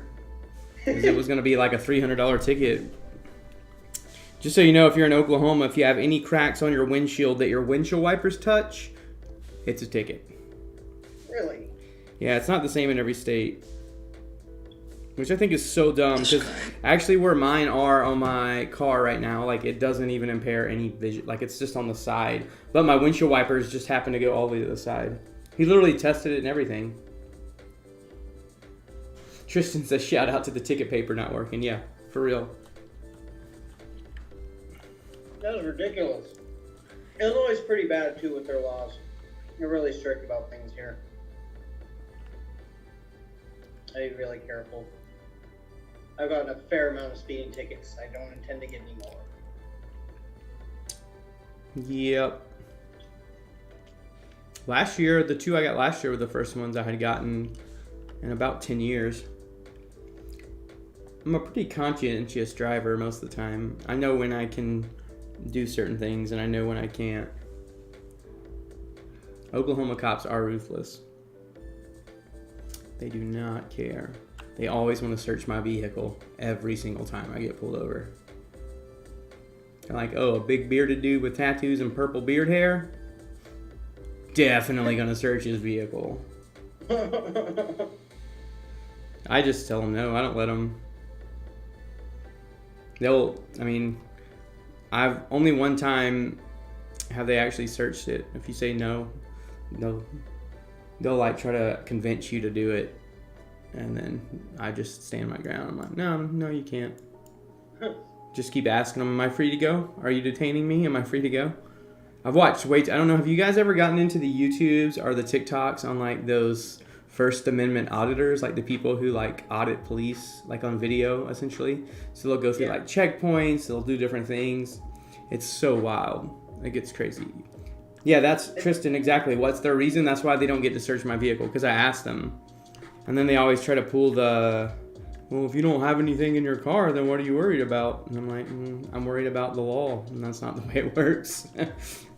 And then they'll usually will always get down to, well, I'm going to bring a drug dog, and then there's plenty of statute that says that they can't hold you there while they do that. They're not allowed to do that. And then you just start asking if you're being detained and if you're free to go, and they eventually just have to say yes. Also, another fun fact, if you ever get pulled over and you're having an issue with an officer, most all of their internal policy says that if you request a supervisor, they have to stop what they're doing right there, go back to their car, and wait for their supervisor to arrive. I've heard that. That's another useful tool. Yeah, and I like respect police officers, the ones that do their job right, but I definitely can tell the ones that are a little bit more on the, like, I don't know why you think because I look like the way I do, you have the right to search my vehicle every time I get pulled over. Ridiculous. They definitely met their match with me. And I'll be nice and smiling the whole time I do it. I'm never rude to them. I've learned that doesn't get you anywhere. Pretty much with any group of people. If you're rude and mean to someone, you're probably going to get it back.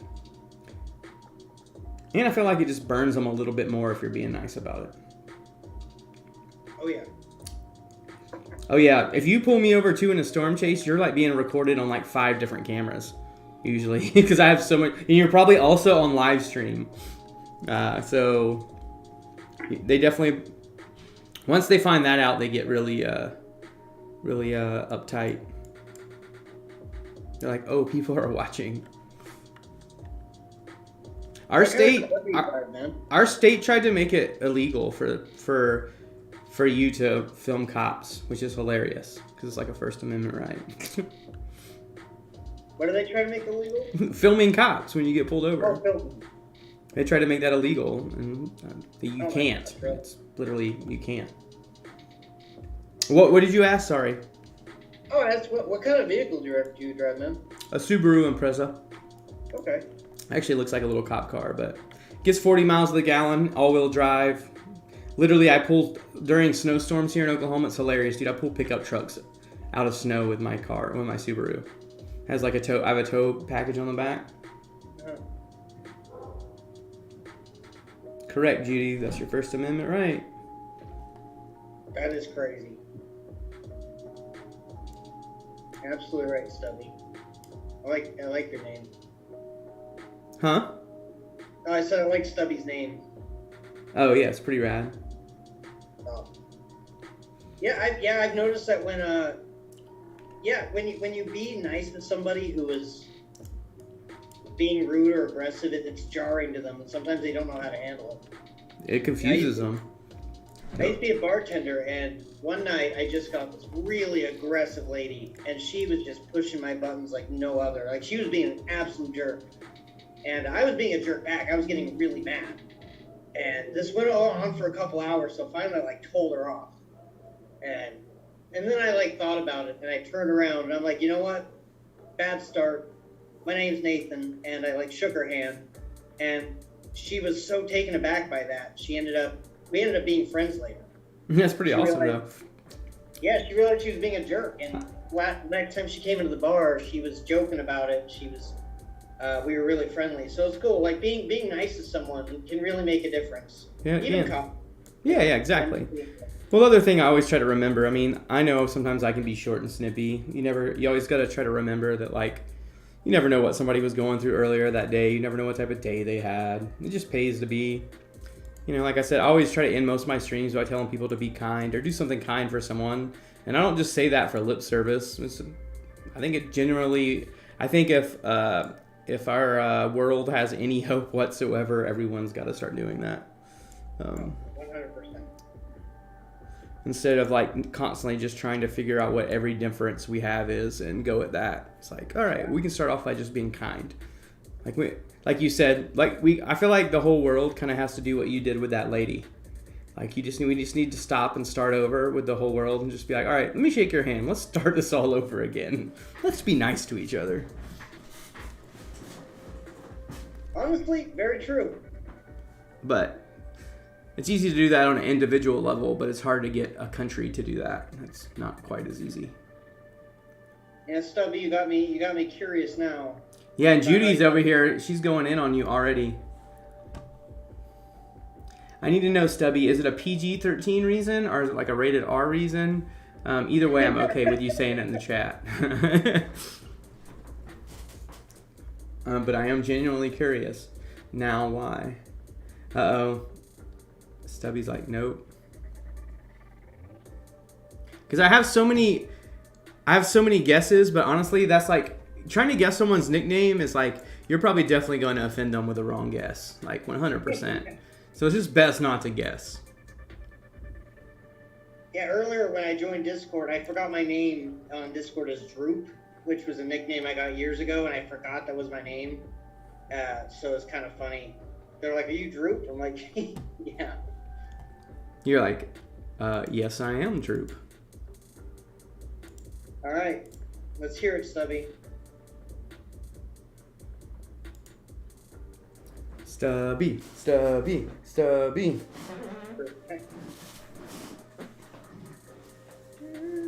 I'm sure that's the first thing people guess. Crew cut? Yeah, I'm like watching the chat very intensely now. I'm like, where'd you get the name? You have us Stubby? all captive to you right now, Stubby. This is now your. Sorry, I had to turn my camera off because I had to take some medicine. I'm on like a 45-second minute delay on the stream. Yeah, I have it on ultra low latency. See, your camera just turned off. Nice.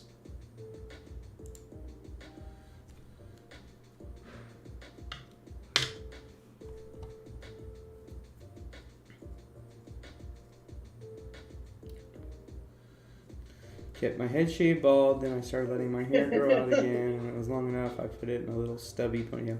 Okay, that's cool. So was that like before, like there was like the man bun popular? Because like now, if you did that, your nickname would be Man Bun. And I'm just 100% jealous all around because I can't grow any hair on the top of my head. So that's why I have a beard. It's the only thing I can like do things with. Although I've thought about braiding this, getting like a nice little Viking braid. That's what I was gonna say. I'm not gonna lie, it's starting to get annoying in storms because if the wind is ever blowing it up, it's long enough now that it can cover my face, my eyes. That would be a great image, just your beard blowing up into your face. Like this, look, legitimately. I mean, it definitely does. Super weird. Highly recommend an undercut. My beard does get undercut and trimmed and all that kind of good stuff. Faux show. If you've seen the amount of things I have for my beard, it's embarrassing. Viking braids are awesome. Like honestly, if I had like a full beard like that, I would definitely do Viking braids.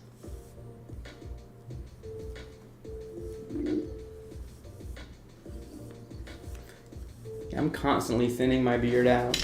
Like if I didn't trim it, like people were like, "Oh, that's just short." No. If I didn't trim my beard, see how long it is here? It would also be that long this way, like long ways. Like it wouldn't just be like that way. Be that way. Okay, Stubby, you're 63 now. Okay, that makes sense. I like Stubby better than Man Bun, so Yeah. I think you won with that. I'm not gonna lie. See, when I grow my beard, I tried to grow my beard out during COVID, and it just did kind of it grew out. I looked very Amish. Yeah. We're like out on the sides like this, so it's just this full thing. Yeah. And I couldn't get it to calm down, so I'm like, all right, I can't do it. Well, that's the trick. So mine would do that too. So when you have beards like this, literally the whole time you're shaping it. So in the beginning, I'm just using like, maybe like, a decent sized guard on the side to keep it. Because what's cool is if you do it right, you can make your face look thinner than it is. And that's what I do. And you can make yourself have a real nice square jawline if it's shorter. Once it gets this long, it's just, I don't know, it gets kind of wild. But is there a lot of upkeep? it's a lot of upkeep. You want to keep it, because it can get, once it's this long, like it's really easy to get dry skin under there, and then you'll just constantly have dandruff on your shirt. It's always a pain in the butt. It gets tangled really easily. Got to keep oils on it, all that kind of stuff. And you got to like find that fine balance of, you have to wash it, but you can't wash it too much because you'll definitely dry your skin out if you do that. And it's like right under your nose, so you want to keep it clean, because if your beard, like, if you spill food in it, you're going to smell that food for like the whole next day. Those are all the things that people probably didn't want to know about a beard, but now you know. A sad day. Recently, I had to. It's back a little bit now, but I had to shave my beard like a couple weeks ago, and it was devastating to me. It was so weird. I had had a beard for like 4 years, and then I just had to shave it off in one day, and it was not cool. Yeah. I look ridiculous without a beard. It would be jarring to see without a beard. Here, I'll show you. You want to see? Hold on. I'll show it. Absolutely. I'll show everyone. It's a little bit jarring. I'm just gonna warn you, if you all know who Moby is, the artist, I'm just gonna go ahead and tell you, we twins. Hold on.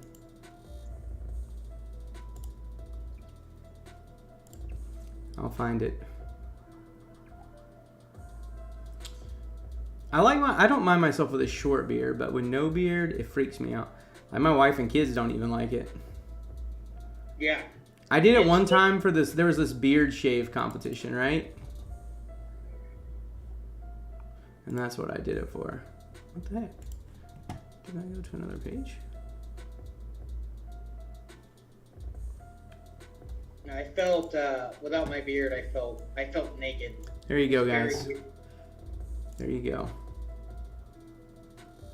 It's jarring, right? I mean, I know it's going to take a second for Nate to be able to see it, but when you see it, you can't unsee it. And you're like, whoa, look at this dude.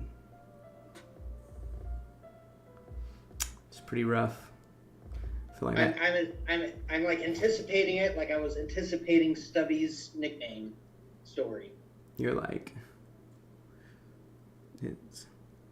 I love the comments over here. Literally the comments on here. What up, Slim? This pic is creeping me out. So I wondered why you weren't also shaving your eyebrows. No, weird. That's all the responses on this Facebook thing. I am confused right now. Whoa. Oh, wow. That is jarring. Yeah, I mean, literally, I'm pretty sure I could commit some crime and shave my beard, and no one would know who I was. Like, literally, I transformed into a different person. Yeah, no, absolutely. It's even more jarring than it was to myself. Like, that is, yeah. I'm almost convinced, like Tristan is saying, that you just pulled a picture of someone off the internet. Feels like that way, doesn't it? Beardless guy with glasses and pulled it off Google.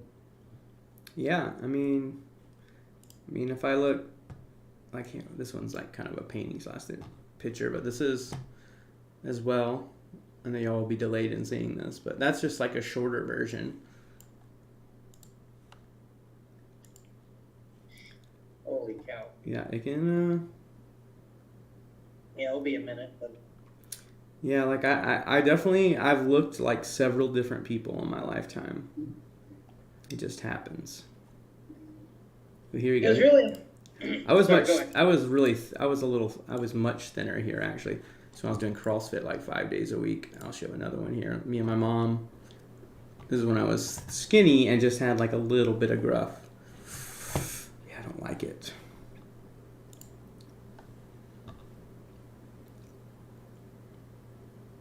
Okay, yeah. Oh, you're seeing the short yeah. beard, right? Yeah. The next one's gonna be my full body with the shaved beard and.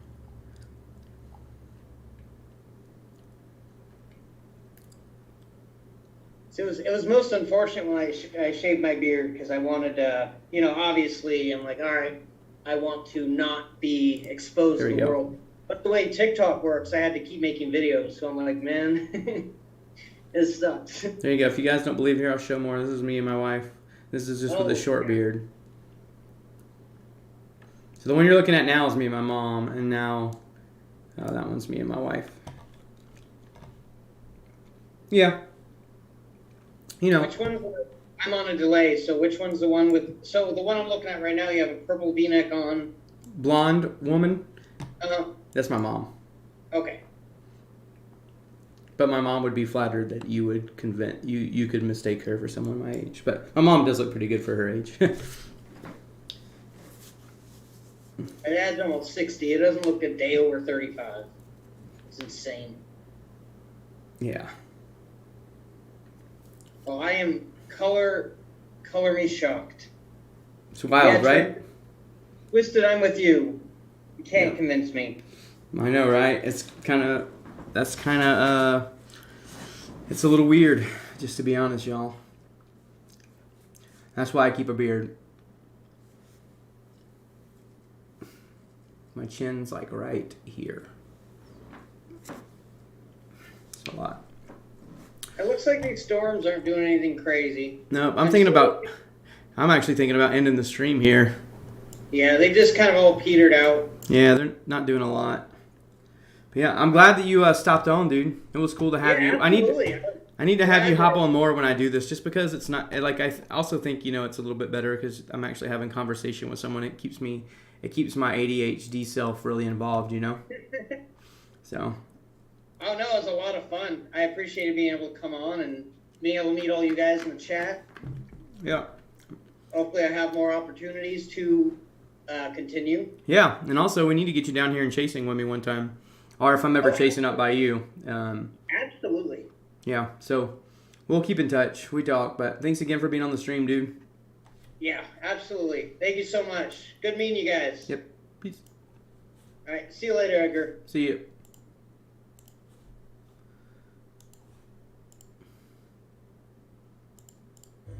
Ooh, there we go.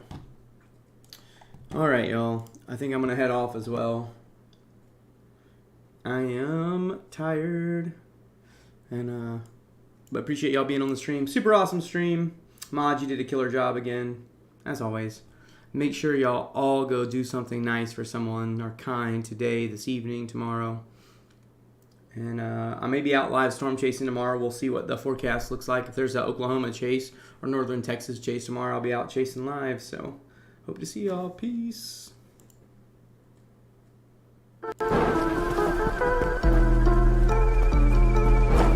Oh, hey guys. See you in there.